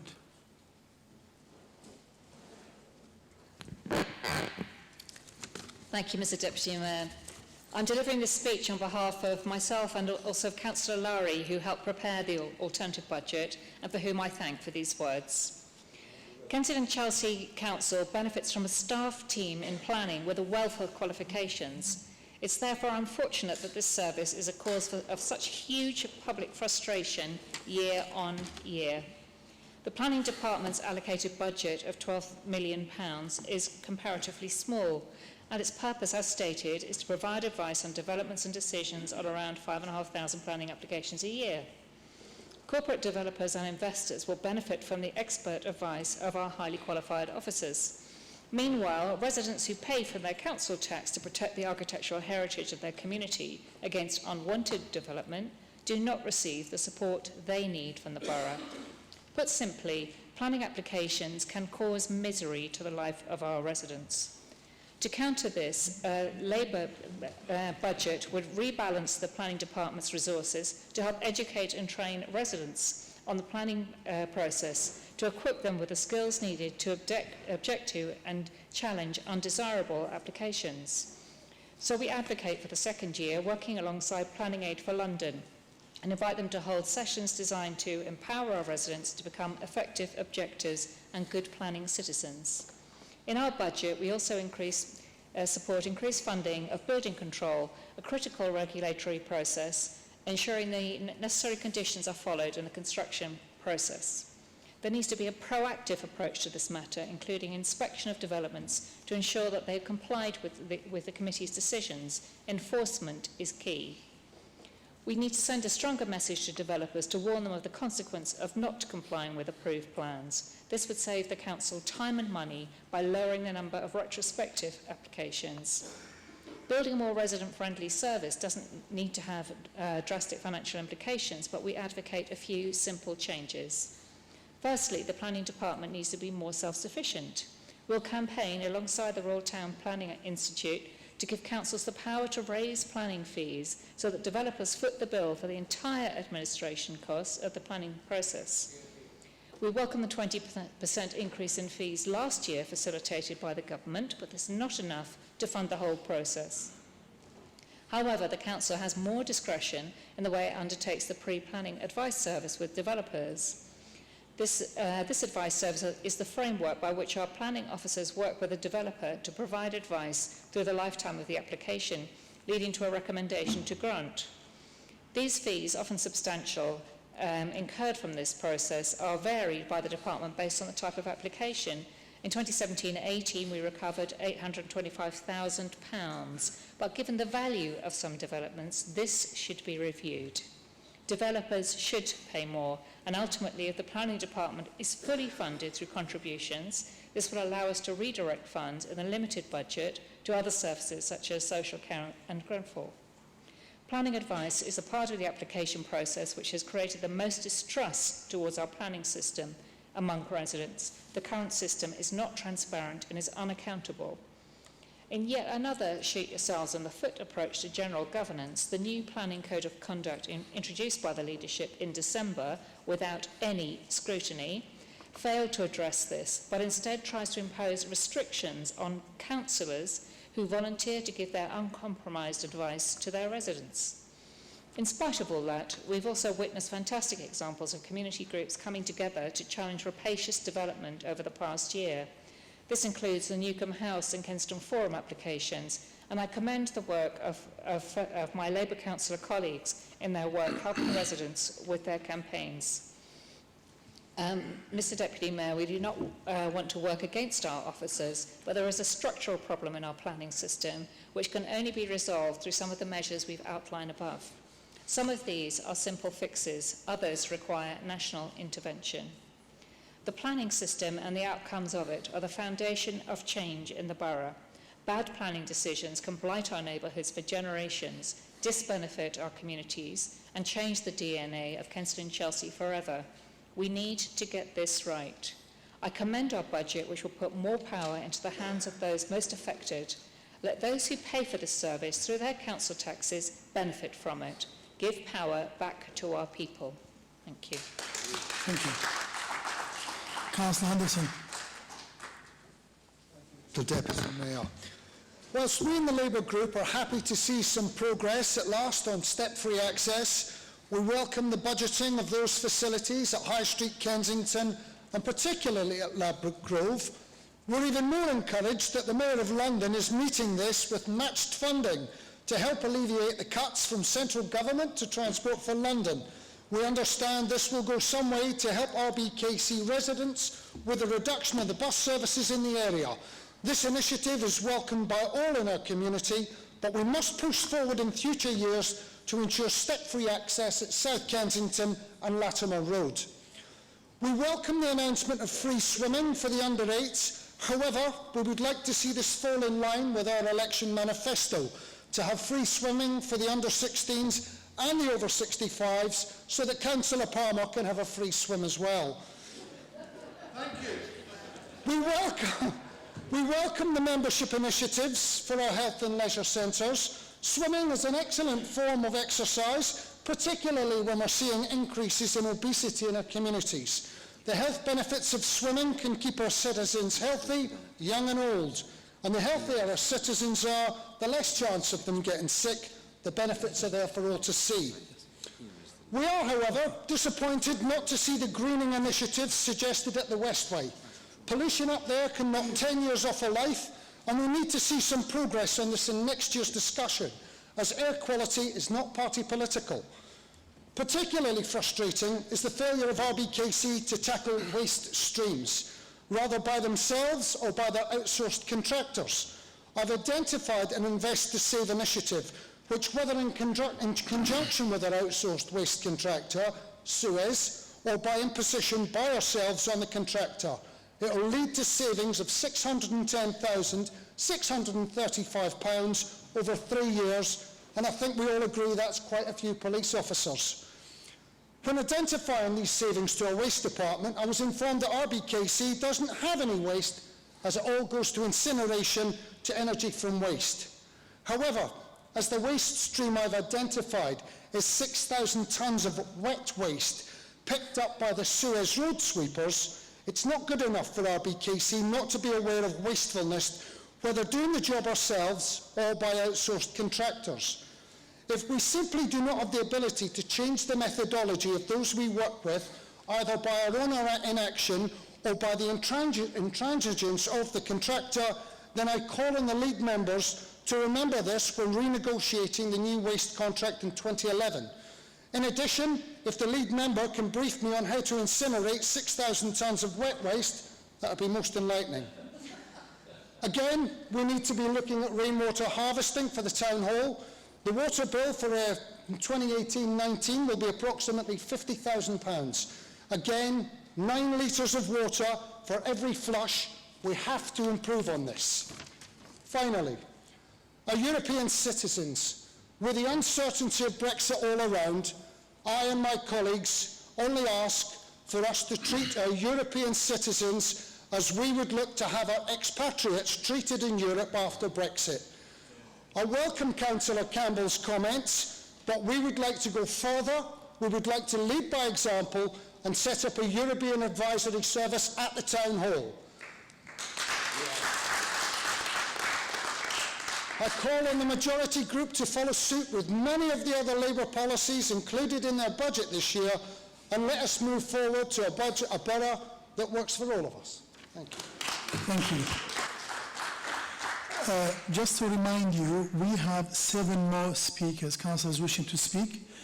In this order: Councillor Nari, Councillor Wade, Councillor Widger, Councillor Hammond, Councillor Lindsay, Councillor Palmer, Councillor Bennett. If you want to add more, okay. Originally we had nine on the list. I have added 5 more. Okay. We'll add all of them. Okay. Okay, we start. I will add everyone. Councillor Nari, please. Add them, please. Do you want to change the order? Yep.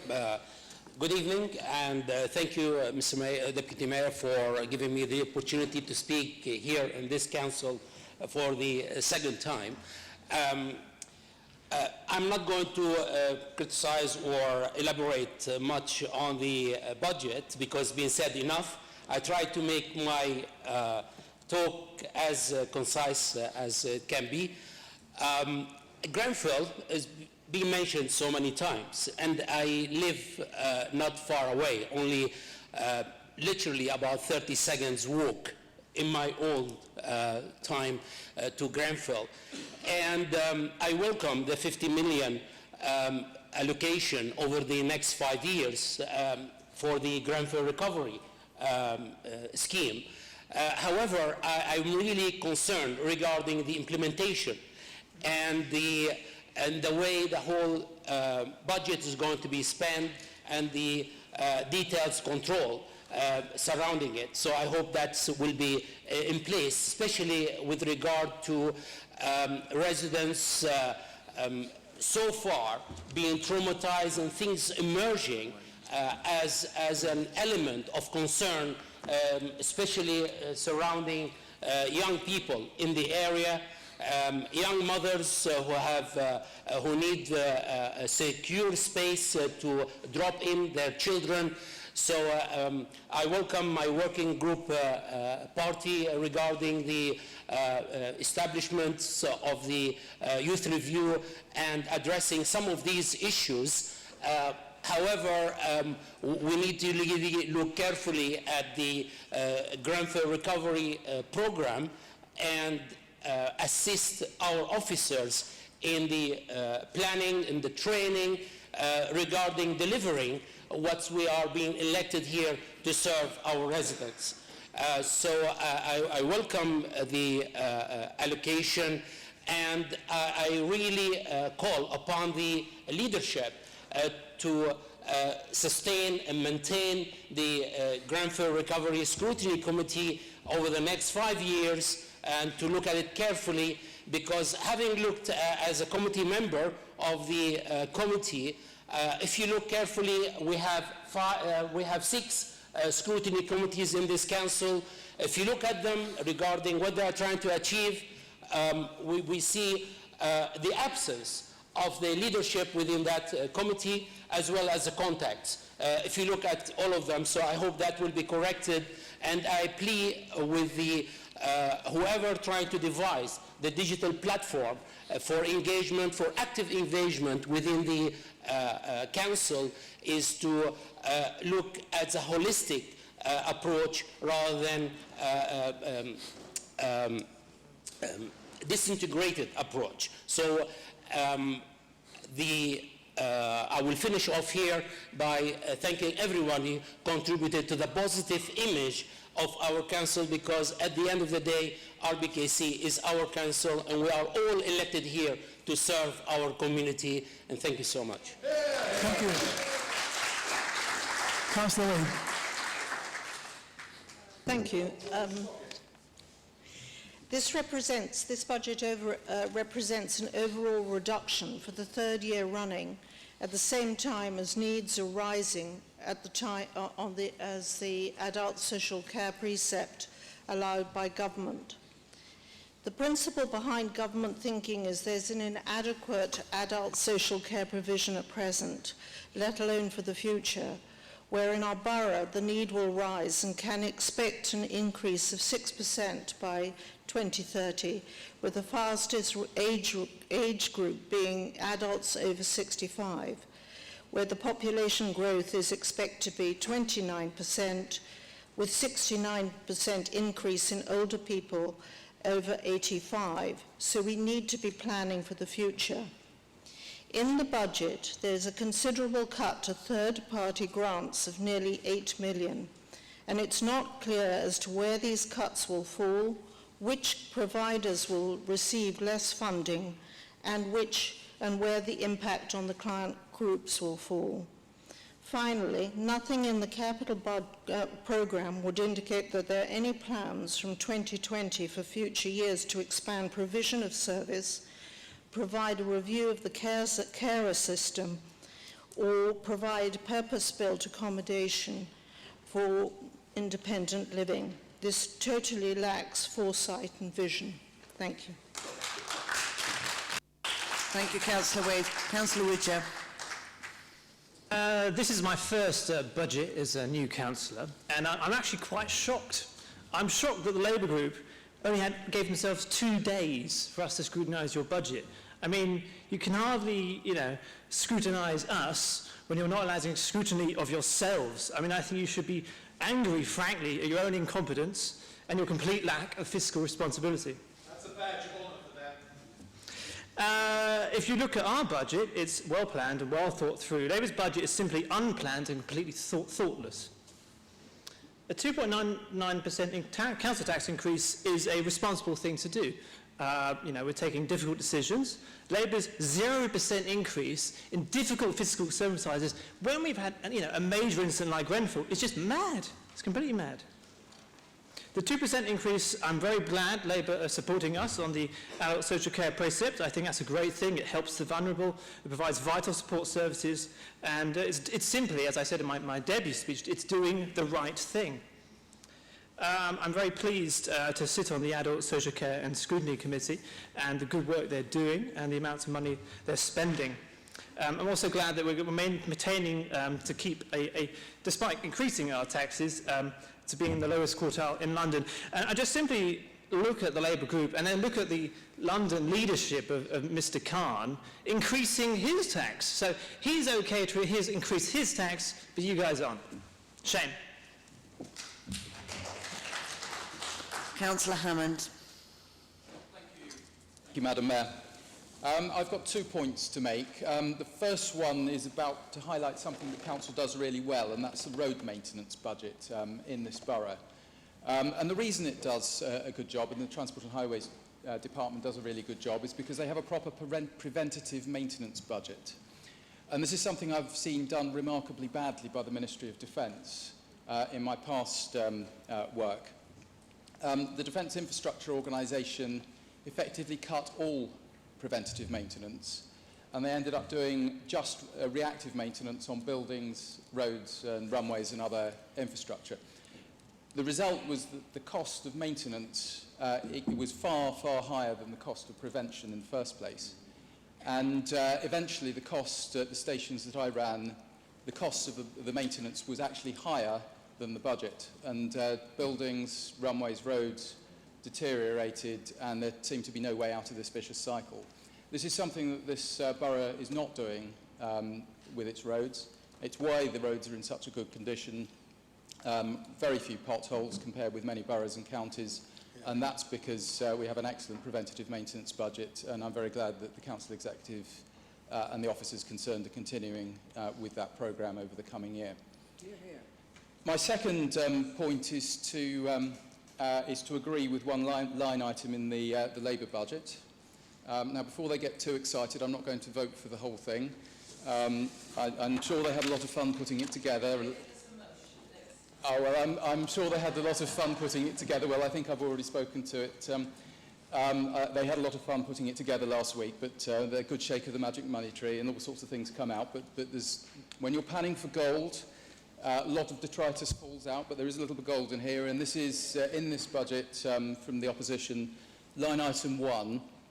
Well, I quite like the sentiment behind that, which is the registration scheme to address the scourge of short-term holiday letting and rogue landlords, and particularly the short-term holiday letting is a problem in my ward, its neighbours, and in Notting Hill.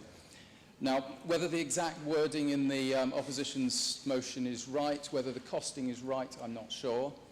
But the sentiment most certainly is right, and this is something that we should be taking on board as a council, and I'm pleased the executive are nodding and agreeing with me on that. It's the result of a recommendation from the Public Realm Scrutiny Committee, and it's something that our residents care deeply about, and we do need to be addressing it. And I'm pleased with the nods of assent there, but I'm very grateful for your time. Thank you, Madam Mayor. Thank you, Councillor Hammond. Councillor Will? Thank you, Madam Mayor. Well, I think there's been lots of very interesting comments, and I particularly want to thank Councillor Niall and Councillor Nagy for their very constructive comments, obviously about the youth review and their participation in it. I think as anybody with a teenager knows, it's actually very hard to get young people to communicate with you at all at times. So the fact that we have had so much feedback and will continue to get that feedback, it seems to me very much the right thing to do. And we had an event last night that was well attended. So we really want young people to be at the heart of this. And I don't just say that as words, I mean it. Just to follow up on a couple of their comments and observations and the budget, I think actually we are largely bringing back in-house a lot of the EPIC services because we think it reflects what young people have told us they want in terms of how they want services delivered. So I think just a quick answer to that point. And I just wanted to touch on community adventure play, because I know this is something that Councillor Mason's raised with me separately. And it's something actually, again, I feel quite strongly about. Community adventure play, as people probably know, nationally has been absolutely hammered. In the last 10 years, we've gone down from 450 community playgrounds to 140. This borough, we have 5, which we fund. I think we're practically the only council in London that still offers free play in all of those. And we're one of the few councils in London to actually centrally fund it at all. Westminster, Brent and Hammersmith Fulham provide no funding for their community playgrounds. And as a result, I know a lot of those children come across the border and use ours free. Now that contract, we've extended it to next year, but we have started a review period. We are talking to our providers and users, and given the enormous pressure this council is under financially in the future, I do want to ensure that the sustainability of those for the future, and the sort of things that we want to talk to users about is things like, a lot of them have kitchens and indoor space, could they rent that out? can they, and similar measures, which interestingly, again, all the other boroughs in London, all our neighbours, this is what they do because they don't get any funds from their council to run their community play. So I think these are very sensible things that we can do and we must do, and we want to do it in the same collaborative way that we have worked on the youth review, because I think we can all agree that community play in a tiny borough like ours, which is densely populated, is very important and something we want to try and sustain. Thank you. Thank you, Councillor Will. Councillor Folkes, do you wish to speak?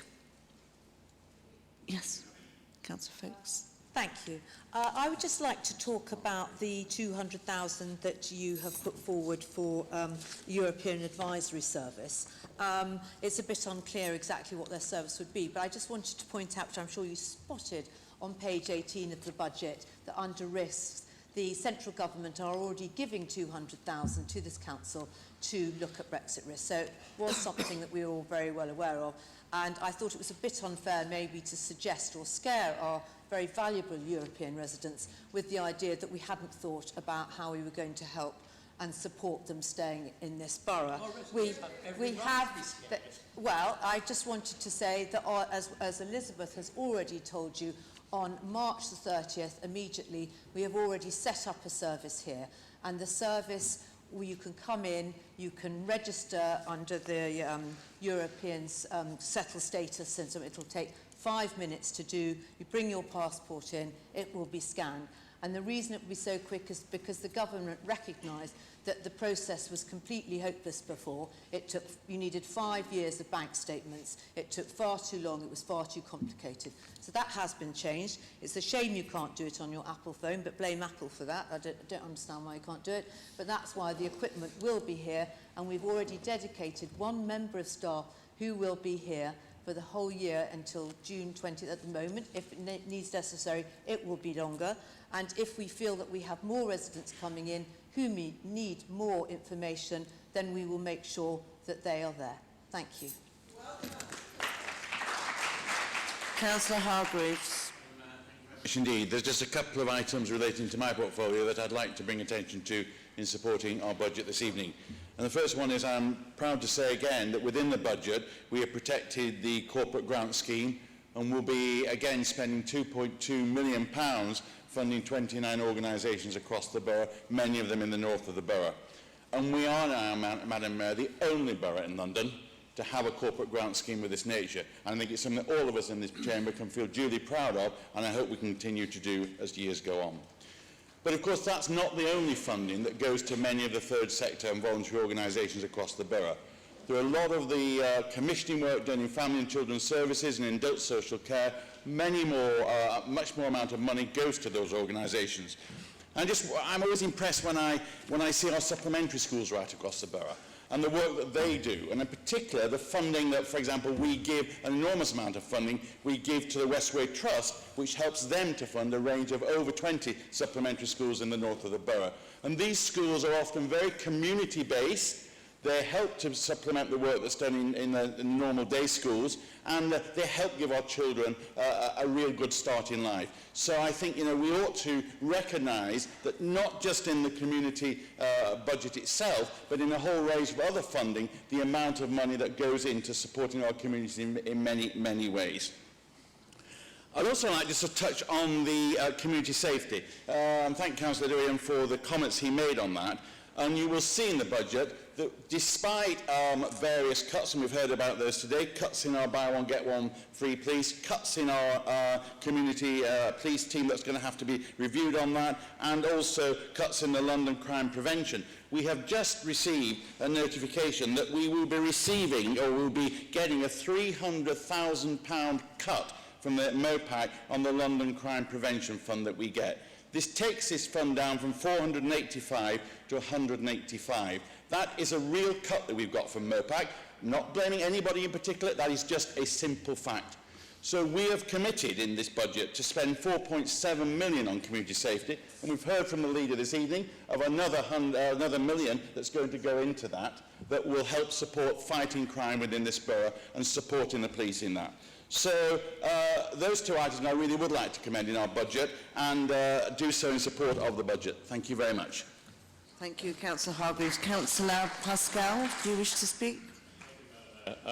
Mary Will, my colleague, outlined the headlines on the environment and communities, so I won't run through all the general details, but I would like to start by thanking officers in environment and communities who I work with, who, alongside with the work that they've done and are doing with regard to Grenfell recovery, as it affects all of us, and too often they're not thanked for the work that they do on this.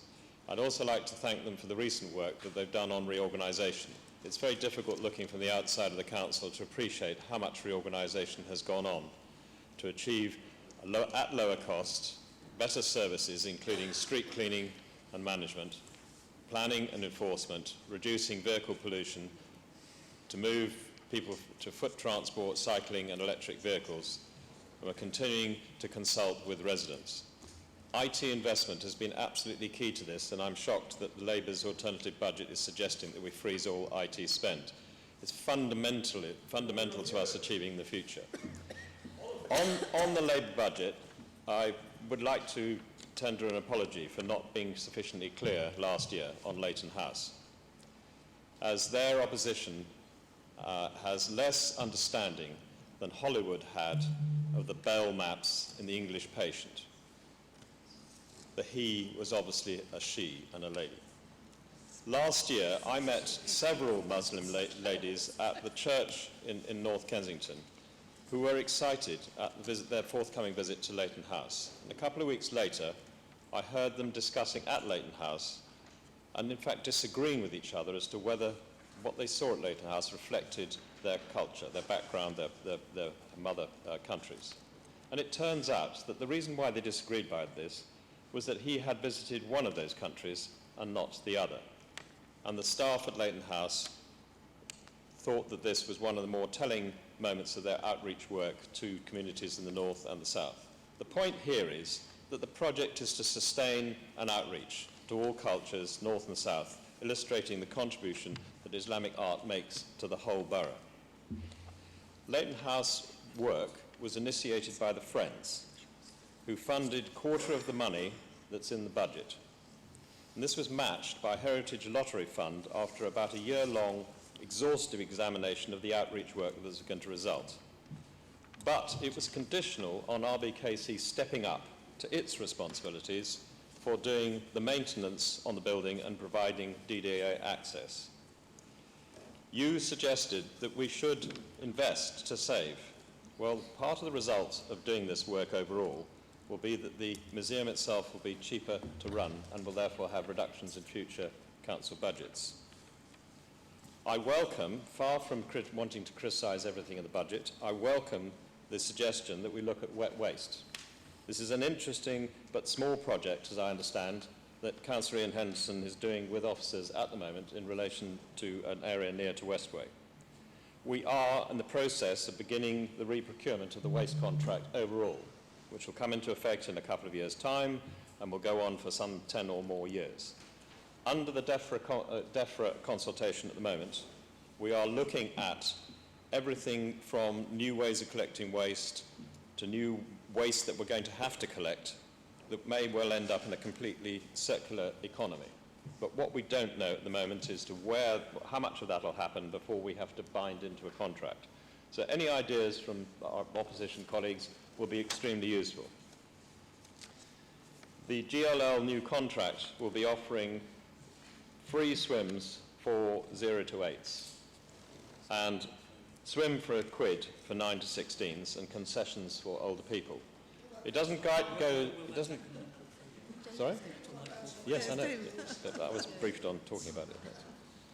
Planning, in the planning department, building control has already added a senior surveyor who's expert in fire advice. And the building control officers are participating in the consultations on the Hackett report and the work that's coming out of that. And they will be responding to all the outcomes that comes out. The central government at the moment has not yet decided as to how they wish to change the regulations over the whole country. But we understand that the review will be thorough and it will take some time to complete. Councillor Pascal, could you draw your remarks to a conclusion? Yes. Over 5 minutes. The final thing I wanted to say, that the street improvements work is largely a rescheduling of existing committed projects, and if we manage to get some income to reduce the spend, the surplus will have to return to the car park reserve and be ring-fenced. Thank you. Cllr Addenbrooke, do you wish to speak? Thank you, Madam Mayor. I would like to take this opportunity to thank all the staff in adult social care and Grenfell Care and Support for all their hard work this year. I would also like to thank the bereaved and the survivors and our other partners for all their input into co-designing the dedicated service. As we know, care is means tested, and the only council to abolish care charges is Hammersmith and Fulham. With the 40 million funding gap over the next 3 years, and at a time when there are growing pressures in adult social care due to complexity of needs and market conditions, the proposal to abolish home care charges does not make sense. The adult social care precept is used to address the pressures in adult social care and is fully committed. Many social service professionals acknowledge the care home and home care market is fragile. However, the establishment of our quality assurance team, who work closely with the providers and the CQC, we are seeing a change in culture. We expect all our providers to be good, with the ambition to be outstanding. It is not acceptable to be requires improvement. We are currently reviewing our provision of care homes and accommodation for older residents and those with disabilities at no extra cost to the council, and we are committed to building more and better accommodation going forward. Madam Mayor, we put our service users at the centre of our decision-making and meet regularly with the local account group. Recently, they have been involved in looking at personalisation and the possibility of an e-wallet. This will enable our residents to have more choice and to allow them to make their own decisions on services they use. Thank you. Thank you. Councillor Taylor-Smith. Thank you, Madam Mayor. I'll be very brief. I'm sure that'll be welcome. I just really wanted to talk a little bit, mention something on an item on my portfolio, and also at the risk of incurring the wrath of Councillor Mason on suggesting a lack of understanding on the budget. I also wanted to welcome the suggestion from Councillor Wheel that we work together on formulation of a budget at an early opportunity next year. I certainly welcome that close working on my portfolio. I find it very helpful. It gives me the opportunity of learning some new ideas and taking credit for them. Again, I think that's something great. I mean, to talk about the issue between capital and revenue, I think is an important issue. Just to highlight one thing within your budget is that we've obviously identified that there is a 20 million potential shortfall the year after. So the impact of taking a council tax increase of 2.7 million and deferring that has a knock-on effect into next year. You know, and although I'm comforted to see that you're no longer plundering the insurance reserve that I think you illegally suggested last year as an option, and you're now plundering the provision that we have for the legal fees relating to the Grenfell inquiries. You know, but that's something which I think we can work together, we can iron out. I think in terms of what you've put here, which I think is certainly worth of merit, which I think is obviously continuing on your dogged pursuit of oligarchs in large expensive houses, is that obviously the first idea you came up with, which I looked at, which was let's go out and compulsory purchase them. I mean, that obviously was clearly a ridiculous political dogma, because obviously we would have to purchase at current value, and I would find it very difficult to justify social housing in an oligarch home, certainly at the cost it would cost us. I think the other suggestion that came from Councillor Blakeman of using the EDMO, which again I'm still doggedly pursuing that. I wrote to the Housing Minister, as it stands it's not something that can be utilised to bring houses back in, but I am lobbying him to see if with amendment it could be done. But what did strike my was your example of Vancouver. Now, rather than spend the £50,000 I think you're suggesting from the special reserve, I thought it'd be prudent really to just use Google first and ask a few questions to see if there's some legs in this. And I do think it is quite an interesting idea. I mean, the initial reaction from officers suggest questionings in terms of the illegality, you know, but we do have 469 empty homes in this borough. And although we are charging them a premium as far as their council tax is concerned, it would be nice to see these coming back into use. So that is something which I will look at, and I will happily report to the Property Scrutiny Committee when I've done a bit more digging. Thank you. Councillor Palmer, do you wish to speak? Yes, indeed. Could I just make some quick comments about the delightful comments of the leader of the Labour group and his great love for wider taxation for the very wealthy, which he made comments about, and therefore increasing the bands of the race. Yes, indeed, someone has to, but the problem, of course, is you don't know what you're talking about, as per usual. Because let's suggest someone in this room might be earning just short of 200,000 a year, and they are lucky enough to be living in Kensington and Chelsea. That person would be paying tax to the tune of 75,000 a year, whereas someone earning only 20,000 a year living in the borough would only be paying 1,600 in tax. So at the end of the day, the person earning 200,000 a year is paying 46 times more into tax for the central government, which comes back in government grant. Yes, it does. Yes, it does. It's quite simple. It does. It comes back in grant. So at the end of the day, Cllr Atkinson, the wealthy do pay more into council tax, and so you are as mathematically illiterate as Cllr Henderson is ageist. Bye-bye. Councillor Bennett, would you like to speak? Yes. Thank you, Madam Mayor. It's just a very quick point about the youth services review. And as Councillor Wheels says, we're in a position where we do have to make difficult decisions, but how we go about making those decisions is incredibly important. And I think the youth services review is a great example of the right way to go about it. There is unfortunately a cut to youth services, but it was anything but arbitrary. As part of the Youth Services Review Working Group, which Councillor Thalasitis head up, I had the opportunity, along with also Labour councillors, to participate in and view the officers conducting that review.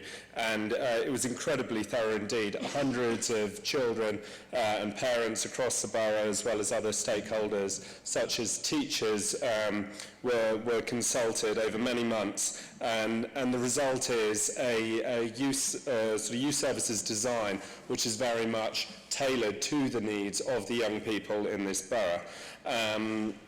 So I think as we go forward in future years and need to make more difficult decisions, I think we can look back to the Youth Services Review as a great example of how we go about making those difficult decisions. Thank you. Councillor Bennett. Councillor Lindsay. Thank you, Madam Mayor. I shall try to be as brief as I can. Councillor colleagues will be aware that we have a new contract with GLL, which goes a long way to giving the zero cost for all swimmers from the age of 0 to 16, which is what they aspire to. It goes from 0 to 8, people pay nothing, or children pay nothing, and up to the age of 15, they pay £1. But actually, much more important than the leisure centre as such is participation in activity. We need to be aware that there will be some people who will never go into a leisure centre because the idea of sport is anathematism. Yes. But they actually need to be active, and therefore it's important that we spend time and effort increasing participation of participation generally, rather than concentrating on those people who enjoy going into leisure centres and getting nice and sweaty, because there are quite a lot of our residents who do not. So actually, walk and talk, outdoor gyms, and such things are extremely important, and some of them are equally do not cost anything at all. There was an insinuation, I hope I got it wrong, that the Holland Park playground might not be reopened. I assure you that it will be reopened, hopefully in May.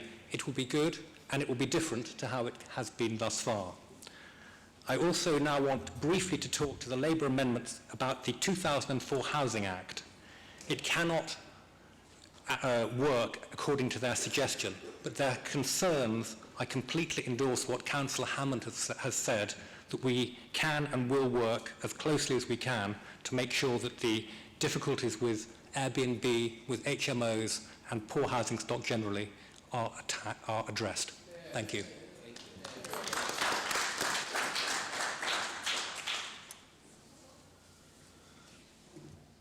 Councillor McVeigh. Madam Mayor. I'd just like to thank Councillor Whale for the budget and for presenting many points so well. As we are all in this room, we're all council taxpayers, and so I'm glad to know that we are producing a budget that is good value for money. So for an average D-band taxpayer, this is £2.38 a day. And for that, we get our rubbish collected, our streets cleaned, the lights are on, and I can walk my dog in the beautiful park, and if you have kids, you can use all the beautiful playgrounds.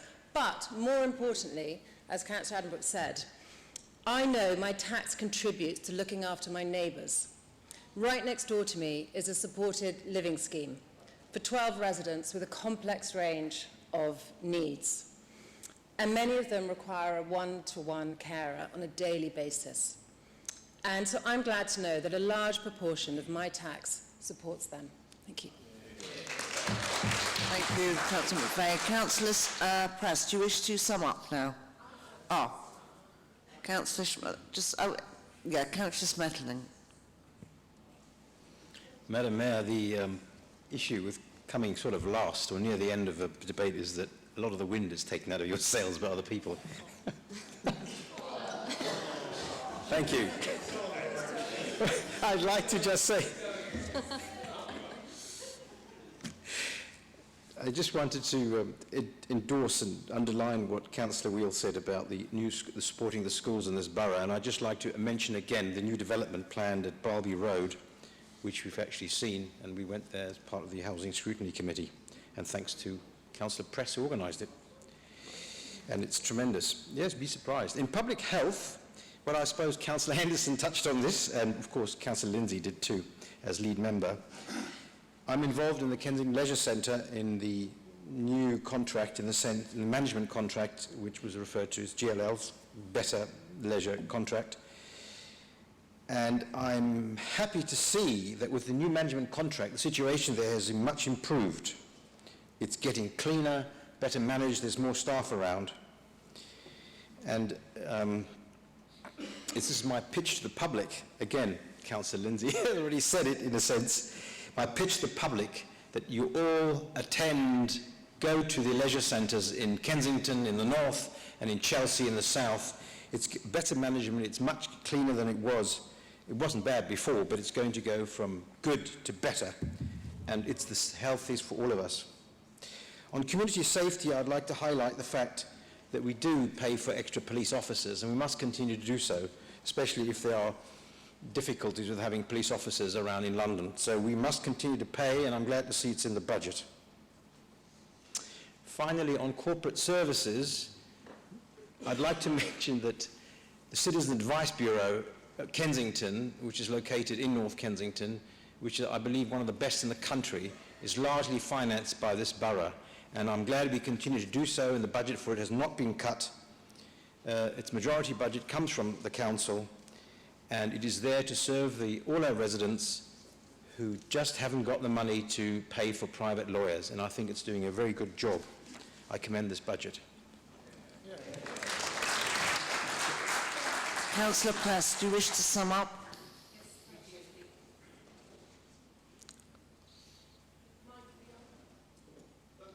Thank you.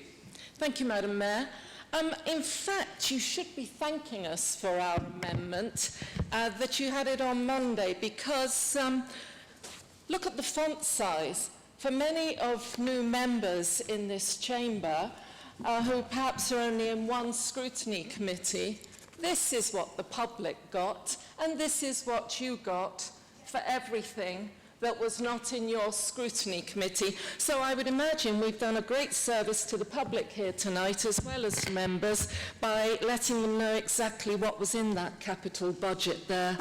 But Madam Mayor, let me start again. When I joined the council in 2014, a long-serving cabinet member said to me that he'd give me some advice.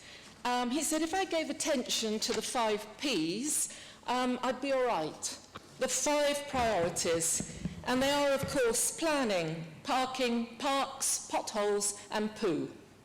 And if residents are happy with these, then you're okay. Now, I would say how things have changed, but actually, among your list of proud achievements, lead members, and from many of the Tory contributions tonight, I see there's still a lot of pride in the Ps, although the new one was plundering, which I thought was good. But you're right, that was 5 years ago. And as Cllr Campbell states, for 2019-20, this council has been given some clear priorities to work from. And the council plans to present us and the public with a draft council plan in late March. So we agree that these priorities should guide the priority areas of spending in this budget, and they do inform our Labour Group amendments.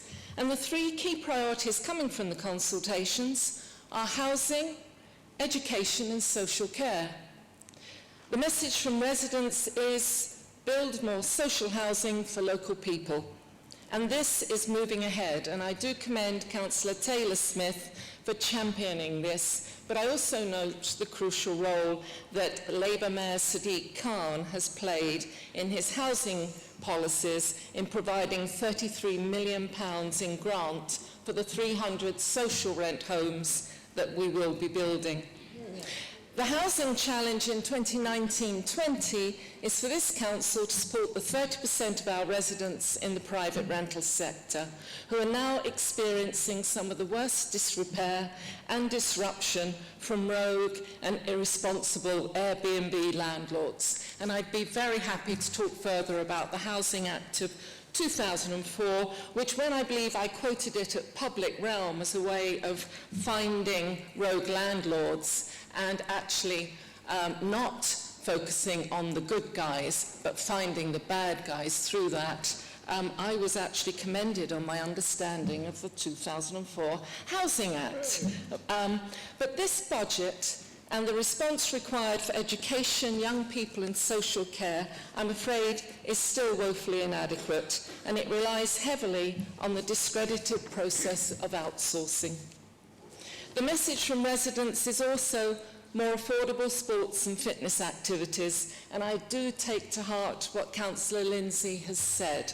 But there is really no justification for this council to up the offer and negotiate with our providers for free swimming for children under 8, but not take that up to 16 or to the over 60s. Sorry, this is very short-sighted. And 13 to 16-year-olds, what might be £1 to some people, and as you say, they need the exercise and they need the safe, structured place. The messages from residents is also the more places for young people to hang out during half terms, summer breaks and weekends that are structured and safe. That's the quote from the consultation. I think you've answered very well the areas about adventure playgrounds and things, but really we shouldn't have to wait to keep our people safe and in youth clubs and weekends and school breaks for adventure playgrounds being open. Our young people need safe spaces to meet in now. And our young people also are far too important to wait any longer to bring in an underperforming subcontractor and bring them all back in-house. So we hope you're committing to this year, but you see, we welcome that extra £1 million to tackle knife crime. That's a very welcome arrangement. But what worries us on this side is that this council has had the funds for years to actually be more interventionist with young people, with people who are at risk, and they are the ones that are the victims of knife as well as the carriers. Between 14 and 20, they are the ones that needed these safe places that we haven't really given them.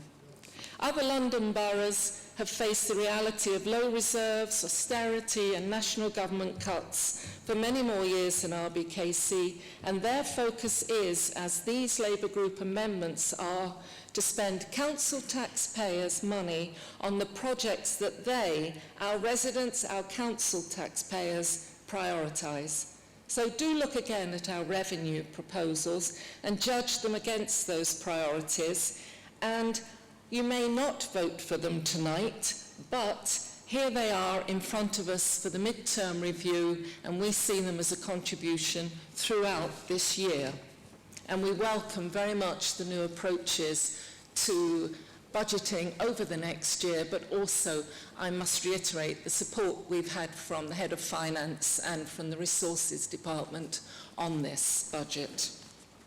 I just want to turn briefly to capital programmes because they've been referred to but not really spoken to. Our proposals are to reverse or fully review some of the proposed capital projects because they currently do not reflect our residents' expressed priorities, and they need to be fully reviewed and scrutinised. These are notional amounts of borrowing against priorities expressed by the leadership. But we do not feel that they have been scrutinised by members and by the public, which is our new commitment, and they have to be before we can justify the borrowing amounts involved. The leader tells us that one of the overarching themes of the council plan will be narrowing the gap. And I thought, as I'm sure you do, that this meant north-south, rich-poor, other issues that come up through the consultation. But looking at the proposed capital programme, I think this council needs to narrow the gap between the various lead members and their departments and policies and priorities and seemingly different values. Different choices, difficult choices do need to be made about this proposed programme. Our residents are now demanding, quite rightly, more public participation in deciding key decisions, including budgets. And since I joined the council, it has been making annual, generous contributions to Holland Park, Holland House and Holland Park Opera, including the, was it 5 million to make Holland Park Opera independent, even though it's using our properties. This year, terracing, I believe, was completed and works to the orangery. Now, I do understand, Councillor Pascal, and I have understood it, that Holland House requires urgent health and safety work and needs a further £1 million spent on it in 2019-20. North Kensington Library was structurally unsound and a health and safety risk to its users for about 10 years and still requires work.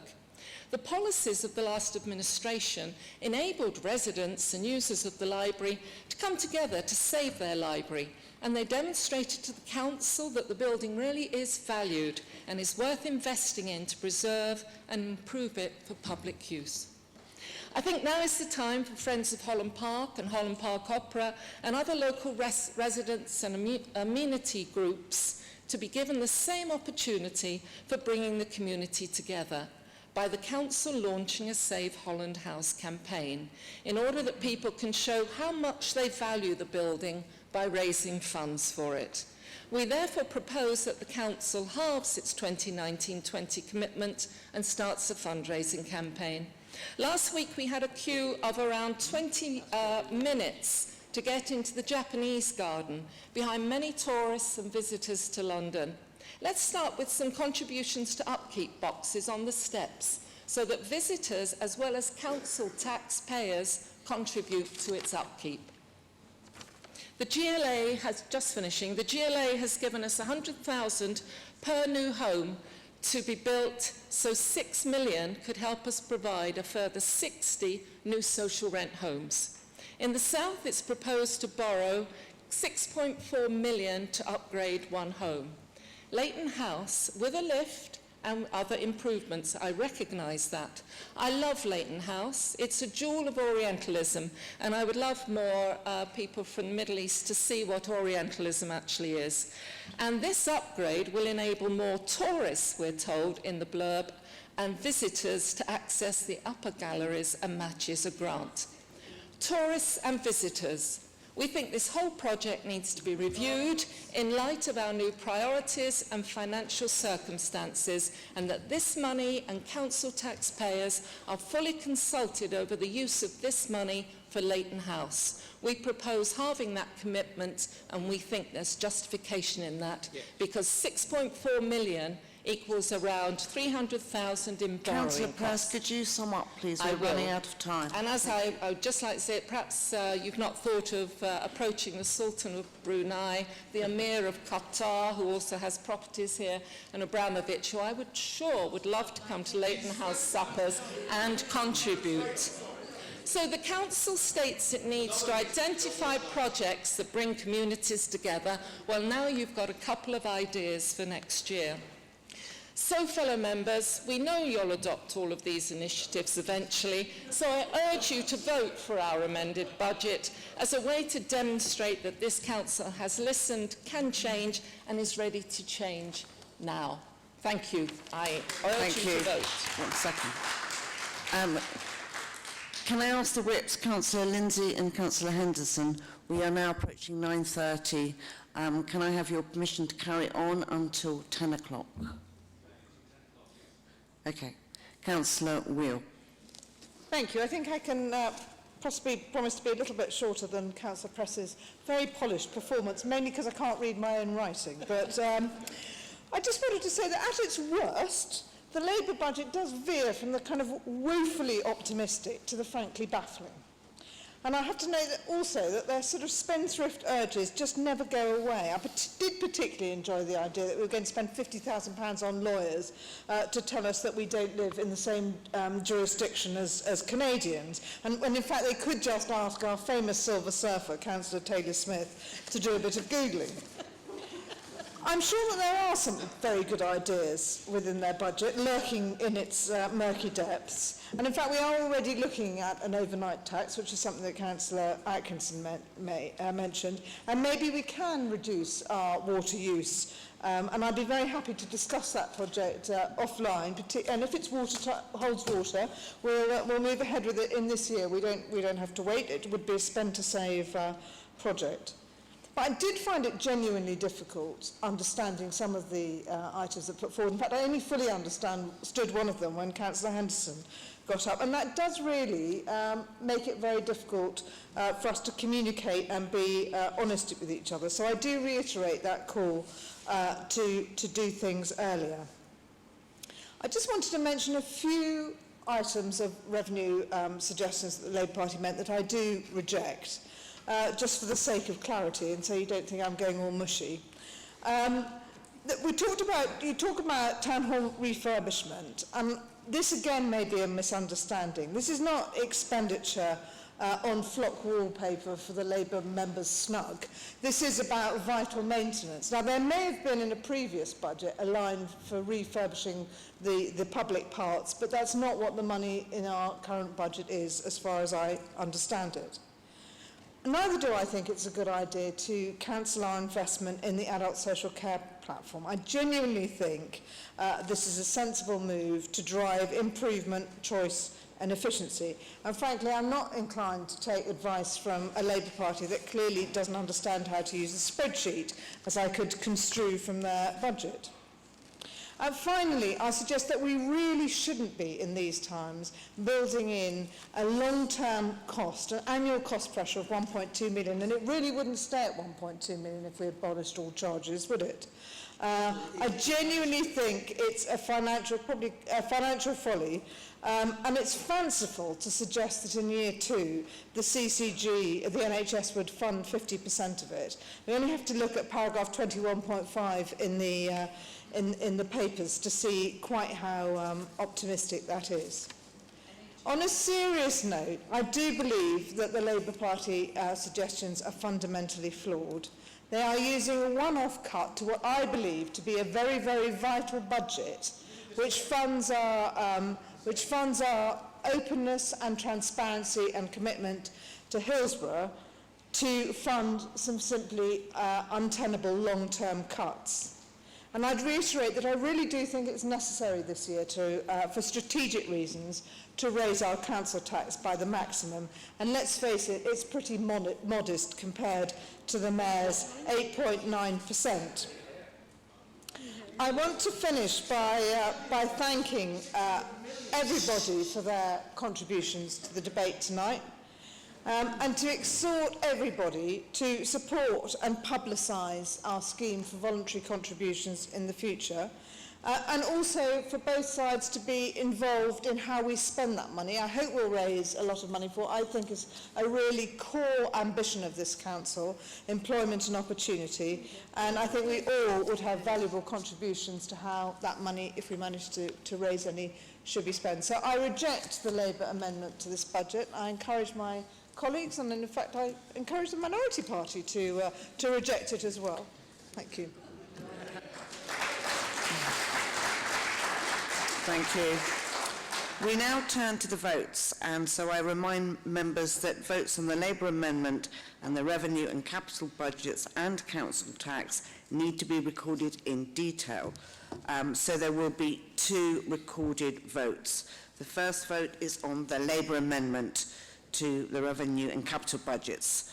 Members are asked to register their vote by pressing the buttons in front of them.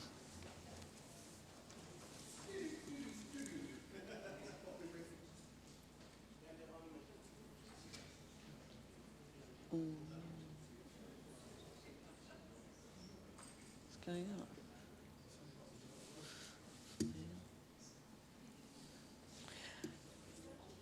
Okay, voting is now closed. The voting is as shown on the screens, and the amendment, I think, is lost. We will now go to the vote on the revenue budget, capital programme and council tax. So if you could record your votes by pressing the buttons.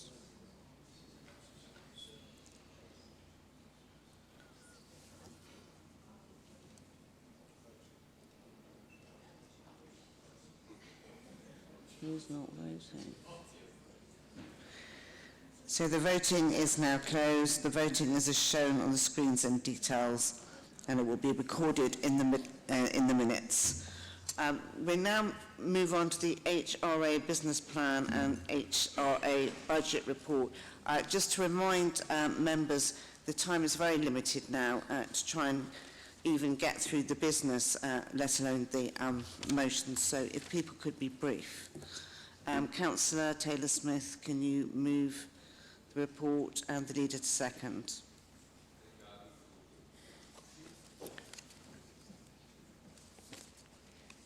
Do you wish to speak? Yeah. I do. Thank you. This is the second housing revenue account business plan I'm presenting to the Council, and it's worth reflecting on where we were in relation to the first business plan presented immediately after the handing back of the housing management from the TMO. We inherited a budget based on a stock condition survey undertaken in 2010 and an asset management strategy that included regeneration as an option. It was clear from the start that we needed to invest in our housing stock, and it was clear from the start that we needed to lift the threat of regeneration that caused such anxiety with our residents. And the Council made a firm commitment against regeneration and the loss of people's homes, and it's important to reaffirm this commitment if we are to restore trust with our residents. The leadership team agreed a paper entitled Solving the Challenge Together, with the objective of involving residents in the design and oversight of the management of their homes and putting residents at the heart of housing management was our first priority, and who best is there to advise us? Reinstating the monthly tenants consultative meeting was an important milestone in building trust and making residents feel that they are being listened to. The meetings may well have started quite lively at the start, and who can blame that? But now their input and contribution from the numerous task and working groups is invaluable. We've worked hard with a measurable improvement in both condition and service, but we have a long, long way to go to meet the benchmarks that we have set ourselves. The residents have yet to make a final decision on how their homes will be managed, but early indications suggest that they want to stay with the Council, and for me, this is Christmas come early.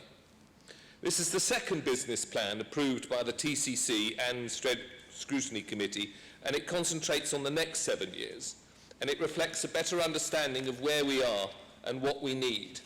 A new stock condition survey is almost complete, and we are again proposing to increase our investment in our housing stock to £268 million over the next 7 years. including a backlog of £60 million, and this equates to an average of £30,000 per home. The work will be prioritised with safety as our main priority.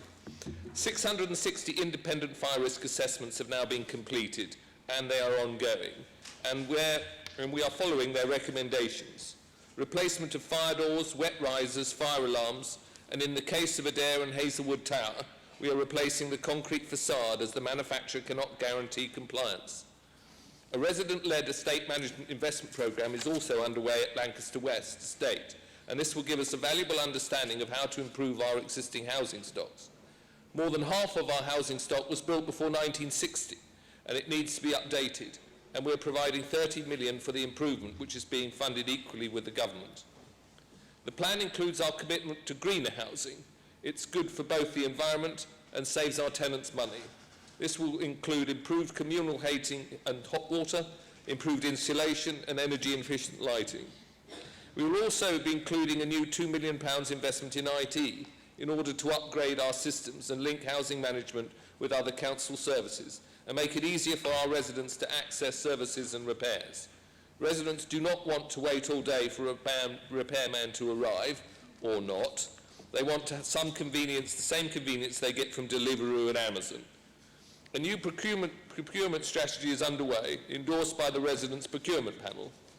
Residents want to see local tradesmen and apprentices undertaking repairs, and they also want to be the one that signs off the work as complete. The plan also sets out our plan to deliver new homes, and we have a long waiting list, and we need to create homes that are truly affordable. A new key worker homes policy is under consideration that will enable workers to live where they work. I'm a governor of my local primary school, and we are finding it very difficult to attract staff who are faced with commuting from the outskirts of London to come to work. Housing is our top priority, and we need to fulfil our commitment to deliver 600 new homes, including a minimum of 300 at social rent. Consultation on the first phase of 160 has started, and the programme will be self-delivered and self-funding using a grant of 33.6 million from the GLA. As part of the major works delivery, we were also looking for opportunities to deliver more homes. Where we need to fix the roof, we could build additional stories. We could use these new homes to finance improvements to the block. Paragraph 13 sets out how this ambitious programme will be funded and shows there is a gap between the level of investment that is needed and the funds that are currently available. The subsequent paragraphs set out the options that are available to us to bridge that gap. As demonstrated in our first two budgets, this is not an exact science, and we are learning along as we go along. However, we are making steady progress and are committed to improving the condition and quality of our housing and the service we give our residents. I submit this budget plan to the Council for approval and thank the officers for the progress that has been made over the past year. Thank you. Thank you, Councillor Taylor-Smith. Councillor Press, do you wish to comment? Briefly, thank you. Very briefly, I do agree with so much that Councillor Taylor-Smith has said about the progress that's been made this year, and we think the HRA budget is a very understandable response to the very difficult circumstances that we face at the moment. Particularly, we're extremely pleased that you listen to residents, and the contribution to the TMO legal fees has been taken out of the HRA budget and put into the general fund. But as we are being asked to vote on this along with the HRA business plan, the Labour group doesn't feel yet. We very much welcome a business plan, we welcome the review, and we welcome that it will be being reviewed, but since we have some remaining discussions and reservations, particularly about the sale of vacant properties, we will be abstaining on this item.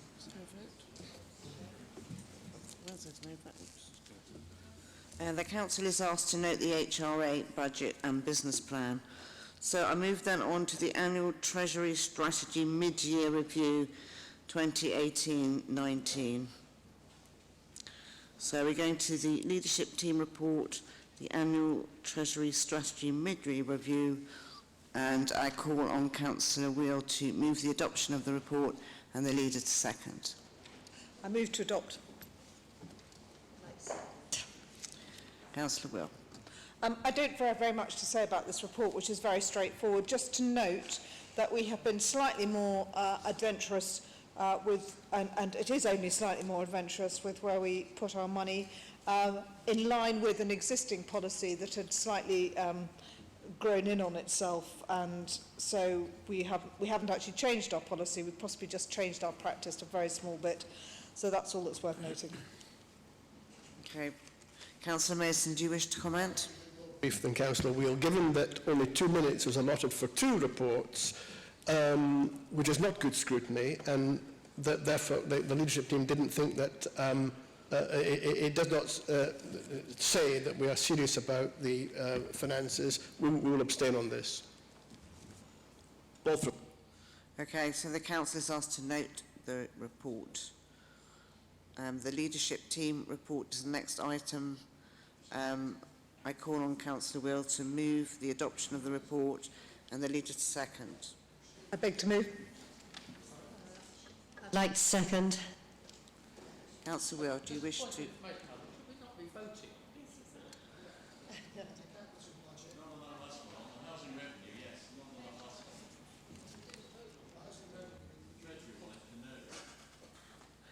Well, I have to note on all of them, but we can have a vote if you would like.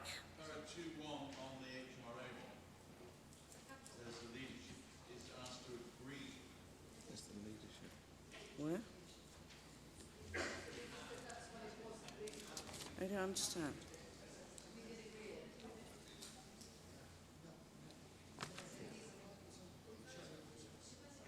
I think in order for them to abstain, there has to be a vote. So, I will call a vote. I understand that these reports have been to the leadership team. We've agreed them, therefore it's for the council to note them. It's reports coming. Okay. That's what I think is the case. Okay, understood. Not good.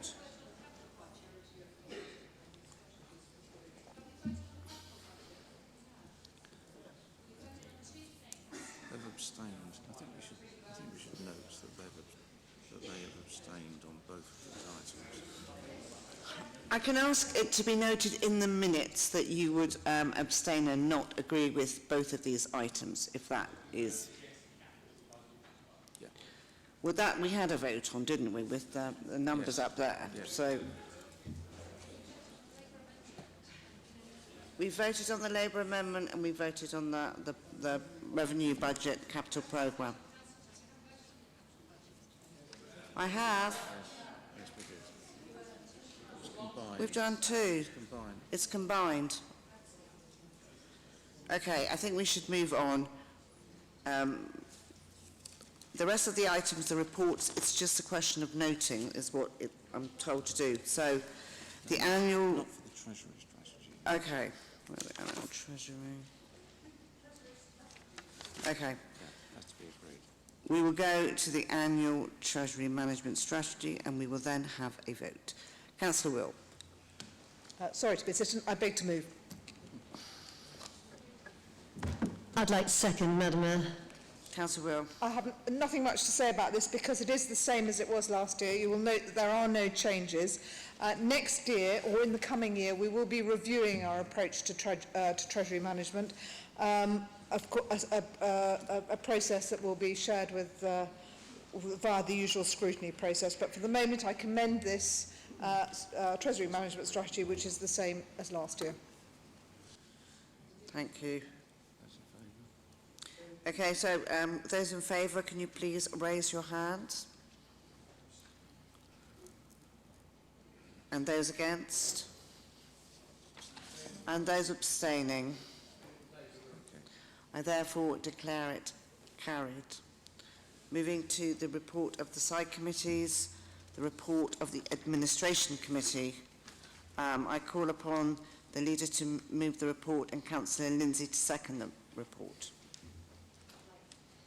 I'd like to move, Madam Mayor. I'd like to second, Madam Mayor. Do you wish to speak? Okay. Is the recommendation at paragraph 1.2 adopted?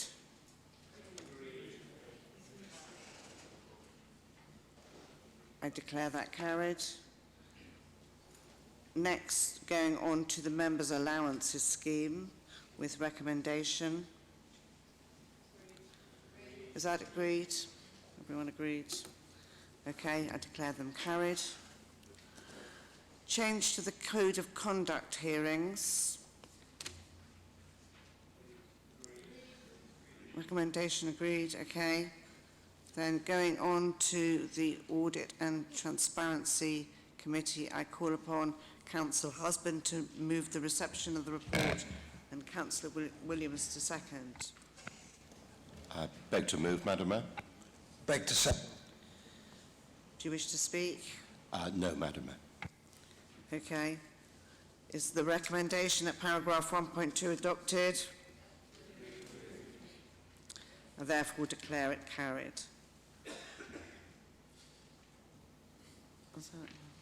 Should we start this, the first one? Yeah. So I'm moving on now to motion 1, which is the motion on the Royal Brompton Hospital. I call upon Councillor Rendell to move the motion and Councillor Round to second the motion. Thank you. Thank you, Madam Mayor. Before I begin, I'd just like to thank Councillor Bennett for raising this extremely important issue at the last council meeting under Section 11. I know residents and supporters of the hospital valued his contribution, as I had a communication on that. I'd also like to thank Cllr Healy for the petition and the 670 people that has recently signed it. That's very much appreciated, and I'm sure everyone here will support that and the comments she made earlier. The Royal Brompton is, of course, located in my ward and Stanley ward, and it's the preeminent lung and heart hospital in the UK. It has a long and proud history in Chelsea, and it should be retained in the borough as a preeminent example of skill and care.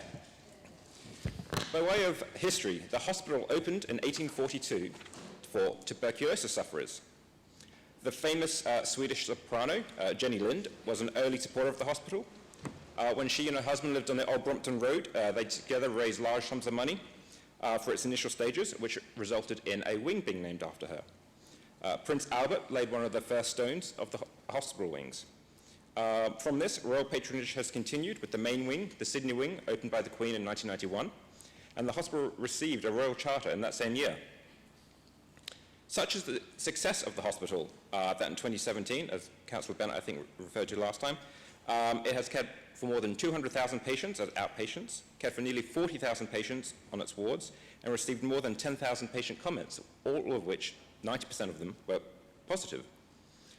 This was reflected in the recent CQC report last month, which rated the trust as good, with several areas of outstanding practice identified. The CQC noted that the trust used a systematic approach to continually improving the quality of its services, safeguarding high standards of care, and created an environment in which excellence in clinical care would flourish. However, in February 2017, NHS England launched a consultation on the future of the Brompton and its world-class services to provide congenital heart care. Under NHS plans, 13 level 1 centres to perform surgery would be cut to 10, and 9 level 2 specialist cardiac centres will be cut to 4, with the Royal Brompton being one of the hospitals minded to be no longer commissioned. This included the Brompton's highly respected children's congenital heart service, unless a robust plan was formed. The Brompton entered then into discussions with the King's Health Partners, which includes St Thomas's and St Guy's, with the aim of seeing Brompton services moved to St Thomas's Centre at Westminster Bridge. However, this consolidation would see vital losses of services to the borough, breaking a partnership that goes back 177 years.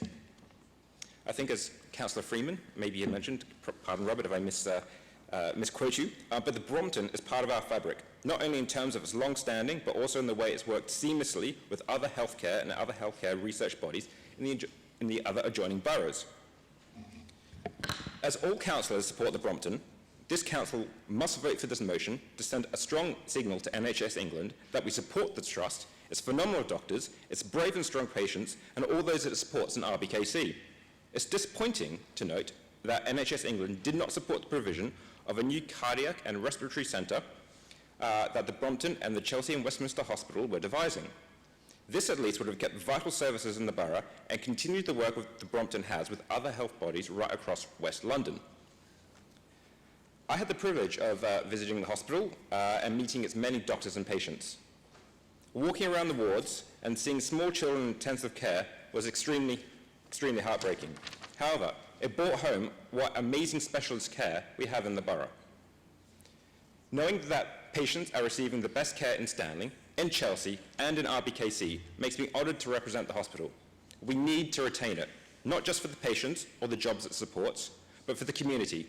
Chelsea without the Royal Brompton is like Kensington without Portobello. It brings the community together and it promotes the best interests of RBKC. The Brompton is famous for seeing patients through the whole journey, many of them from childhood to elderly age. It's an institution and it must be retained. Thank you. Councillor Rouse. Madam Mayor, I must warn you, I know it's late, but I will be making the most of my 5 minutes because I waited a long time to make my maiden speech, and I'm not just referring to this evening. It is a huge privilege to be able to represent the residents of Pembridge, and firstly I'd like to thank Doreen Weatherhead, Barbara Campbell and David Campion, who cared deeply about the ward and did a wonderful job representing it for many, many years. Pembridge might be the smallest ward in the borough, but I believe it is the one with the most character. It has so much to offer, not just to its residents, but for all who pass through and visit. And having grown up in Notting Hill as a child, it has always felt like home. I just wanted to say a few words about what prompted me to get involved in local politics and run for council, because indeed some people have asked openly, wondering why a 28-year-old would want to get involved in local politics. Some slightly more old-fashioned people said, shouldn't you be focusing on your career or starting a family? And yes, I admit there were some initial hesitations. However, in my previous job at a liberal conservative think tank, I could often be heard complaining about the lack of women in politics, and especially younger women. And the conclusion was unavoidable. If women who are interested in politics and who would be mad enough to work in it in the first place aren't willing to do it, then we have a problem. In other words, we need to practice what we preach. And some of the younger faces may recall that when we took up our seats, that one of the long-standing members of the council somewhat jokingly expressed some reservations upon seeing so many young faces in the majority group, and of course it does not fit the stereotype of the Conservative Party. And while there is no doubt some of us younger members have much to learn, I would still like to think that over the past number of months, our esteemed senior colleague has managed to be convinced of the benefit of having a council with a demographic that is representative of the community it serves. And ultimately, I'm very pleased to have taken the plunge and sitting on two of the scrutiny committees, Public Realm and Adult Social Care and Health, which are both chaired excellently by Councillor Freeman and Councillor Spalding. It has allowed me to get involved with many of the issues that happen to be the ones that prompted me to get involved in the first place, such as ensuring that we are proactive in about improving air quality and the local public environment, supporting our small businesses and doing all that we can to ensure that the iconic Portobello Market retains not just its charm, but its role as a vital and also integral part of a thriving small business community. And using council resources to reach out to those residents who may be lonely or vulnerable so that they can continue to feel a part of this community. And it is also my capacity as member of the Adult Social Care and Health Committee that I was so keen to second Councillor Randall's motion, who has campaigned so hard on this issue as well, because the Royal Brompton is an amazing hospital. It is the largest heart and lung hospital in the UK and an integral part of the Kensington and Chelsea community. And we want to retain healthcare provisions in this borough, and it is important that it stays open so that all our residents can access it without this hospital, the community will lose an integral dimension of its health service offering. And I have no doubt that many of us here have people close to them who at some point in their life needed cardiac and pulmonary care and have experienced firsthand how the great benefits of having such specialised care available in the community. And it would be a great loss if that care were to be no longer available, and that is why I second this motion. Thank you. Thank you. Councillor Freeman. First of all, can I say 2 really excellent speeches, and I'd particularly like to congratulate Councillor Round on an outstanding maiden speech, and also quite amusing. And I mean, how could I possibly say anything else when she praised quite wrongly, my chairing of the Scrutiny Committee? But what I'd like to do very briefly is just to put things into context, if I may. The Council, and it is the Council, has a duty to be consulted on by the commissioners of the Brompton, and that means NHS England and the CCGs. We have a statutory duty to do it. This council, like most councils, has delegated it to the Adult Social Care and Health Scrutiny Committee. We have to be totally impartial. We have to decide what is in the best interests of the residents of our borough, so far as healthcare is concerned.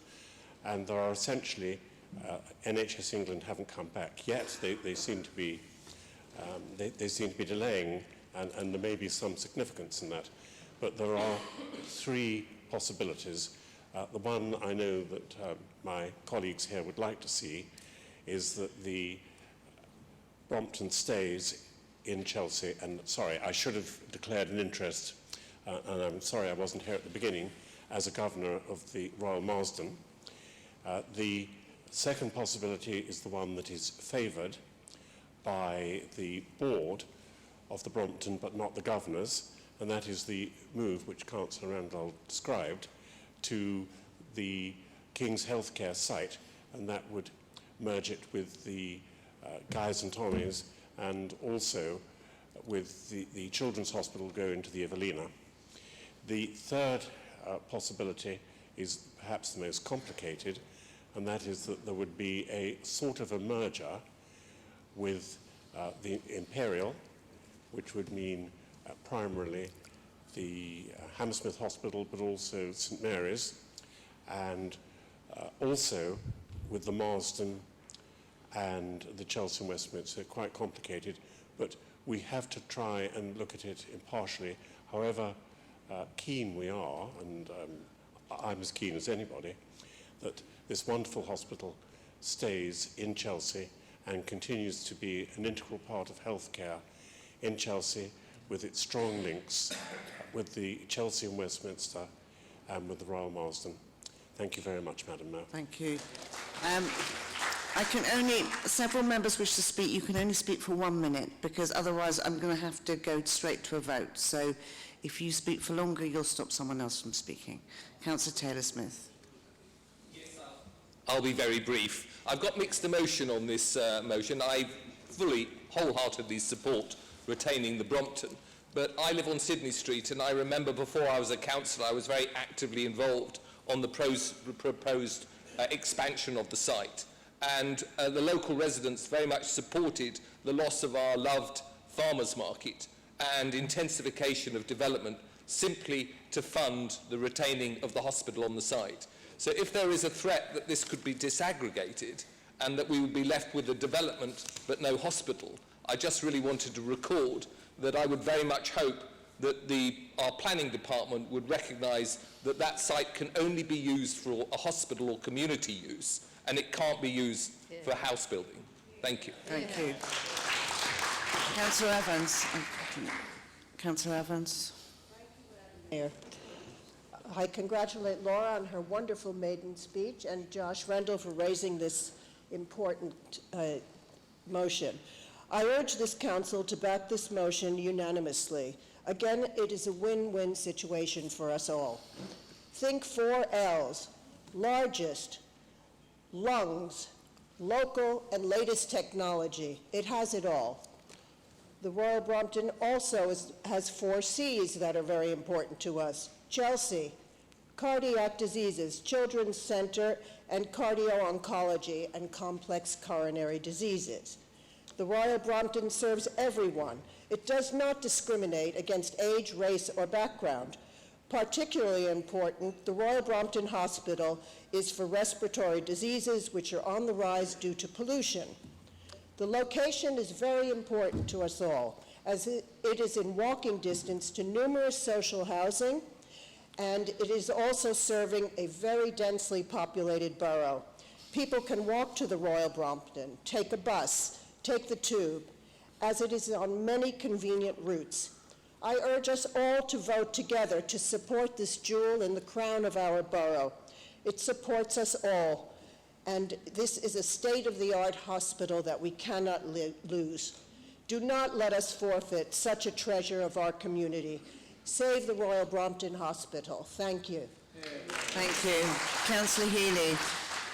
Madam Mayor, could I also congratulate Councillor Round on her maiden speech, which I thought was excellent, and on Councillor Rendell for raising this issue, which for once this evening I think we are all agreed on.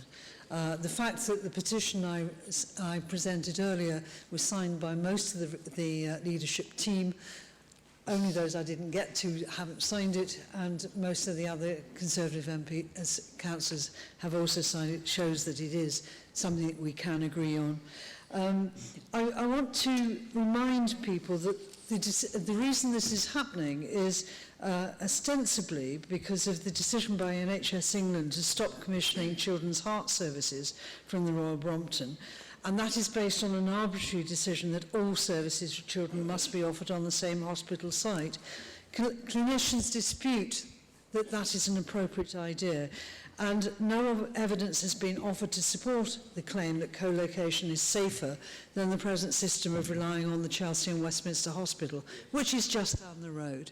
Only a minority of the Brompton child patients need those specialist services from Chelsea and Westminster, and co-location of these services on other hospital sites nevertheless can mean that it takes longer to reach the other part of the building than it takes to get from the Brompton to Church West. As the petition I presented earlier spells out 3 ways that the Council can resist the destruction of the world-renowned services run by the Royal Brompton. So let us determine to do all that we can to stop it. Thank you. Cllr Henderson. Do you wish to speak briefly? No. Okay. So I will now put the motion to the vote. Would those in... Cllr Lindsay, sorry. The lead member responsible, I just want to say briefly, we will strongly resist any change in planning use of that site. The idea that a new hospital south of the river would be funded by the change of use to residential, which few locals could afford, does not sit easily in this chamber, I would suggest. That is all I have to say. Thank you. Thank you, Cllr Lindsay. So I now put the motion to the vote. Will those in favour please show? So that is unanimous. Thank you. I move that we move the other 2 motions on to the April Council meeting. As we have run out, Councillor...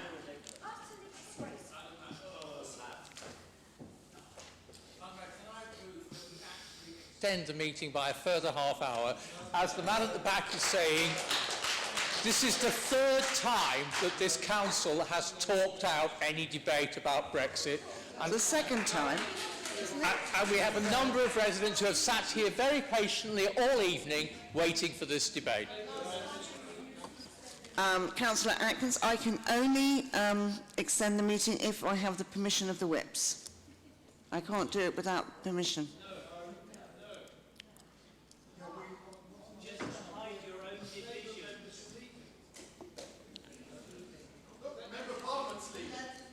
Councillor Lindsay?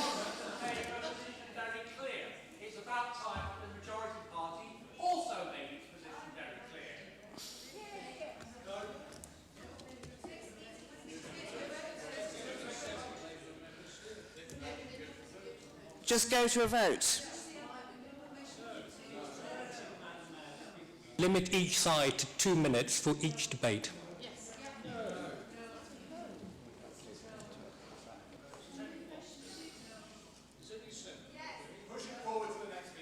Okay, so I can push it on to the next meeting. Councillor Wade raised this in December. This is a disgrace. You are avoiding the issue to avoid your own blushes because you're divided on the issue. 69% of the borough voted to remain. This is a national crisis and you and 72%. Hello. Councillor Lindsay, do I have the permission to extend to 10:30? Sorry? You've heard it from behind. Avoided it 3 times. The answer is no. The answer is no. I think if you limit it to 2 minutes per side, the answer is yes, but I don't think you'd get that through for any longer. We are already on extended time. I can go straight to a vote. I can give you 2 minutes. I think it's better to postpone it. No, I'm sorry. Madam, I'm really sorry. You are pushing the boat way beyond your chairmanship about you. It is quite... Can you sit down, Councillor Palmer? I'm not. I have made it quite clear I can only extend the meeting if the whips agree. So the Madam answer Mayor, we is did no. decide earlier at our whips meeting earlier this week that we would have it till 10 but not later, and that was an agreement with both the Labour Party and our party. So therefore we will postpone the debate to the next meeting. Okay?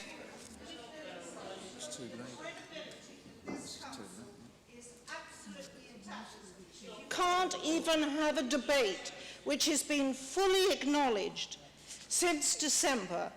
I think this is a very poor, given the level of people who are EU nationals, given the level of people who voted in the two constituencies to remain. I think this is so discourteous. Just think of our residents. Stop thinking about your politics. Just think about your residents. Councillor Lindsay.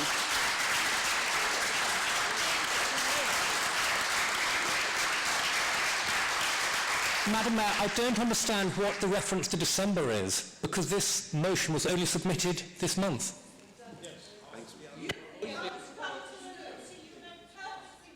I think it's futile. I think I'm going to have to bring the meeting to a close.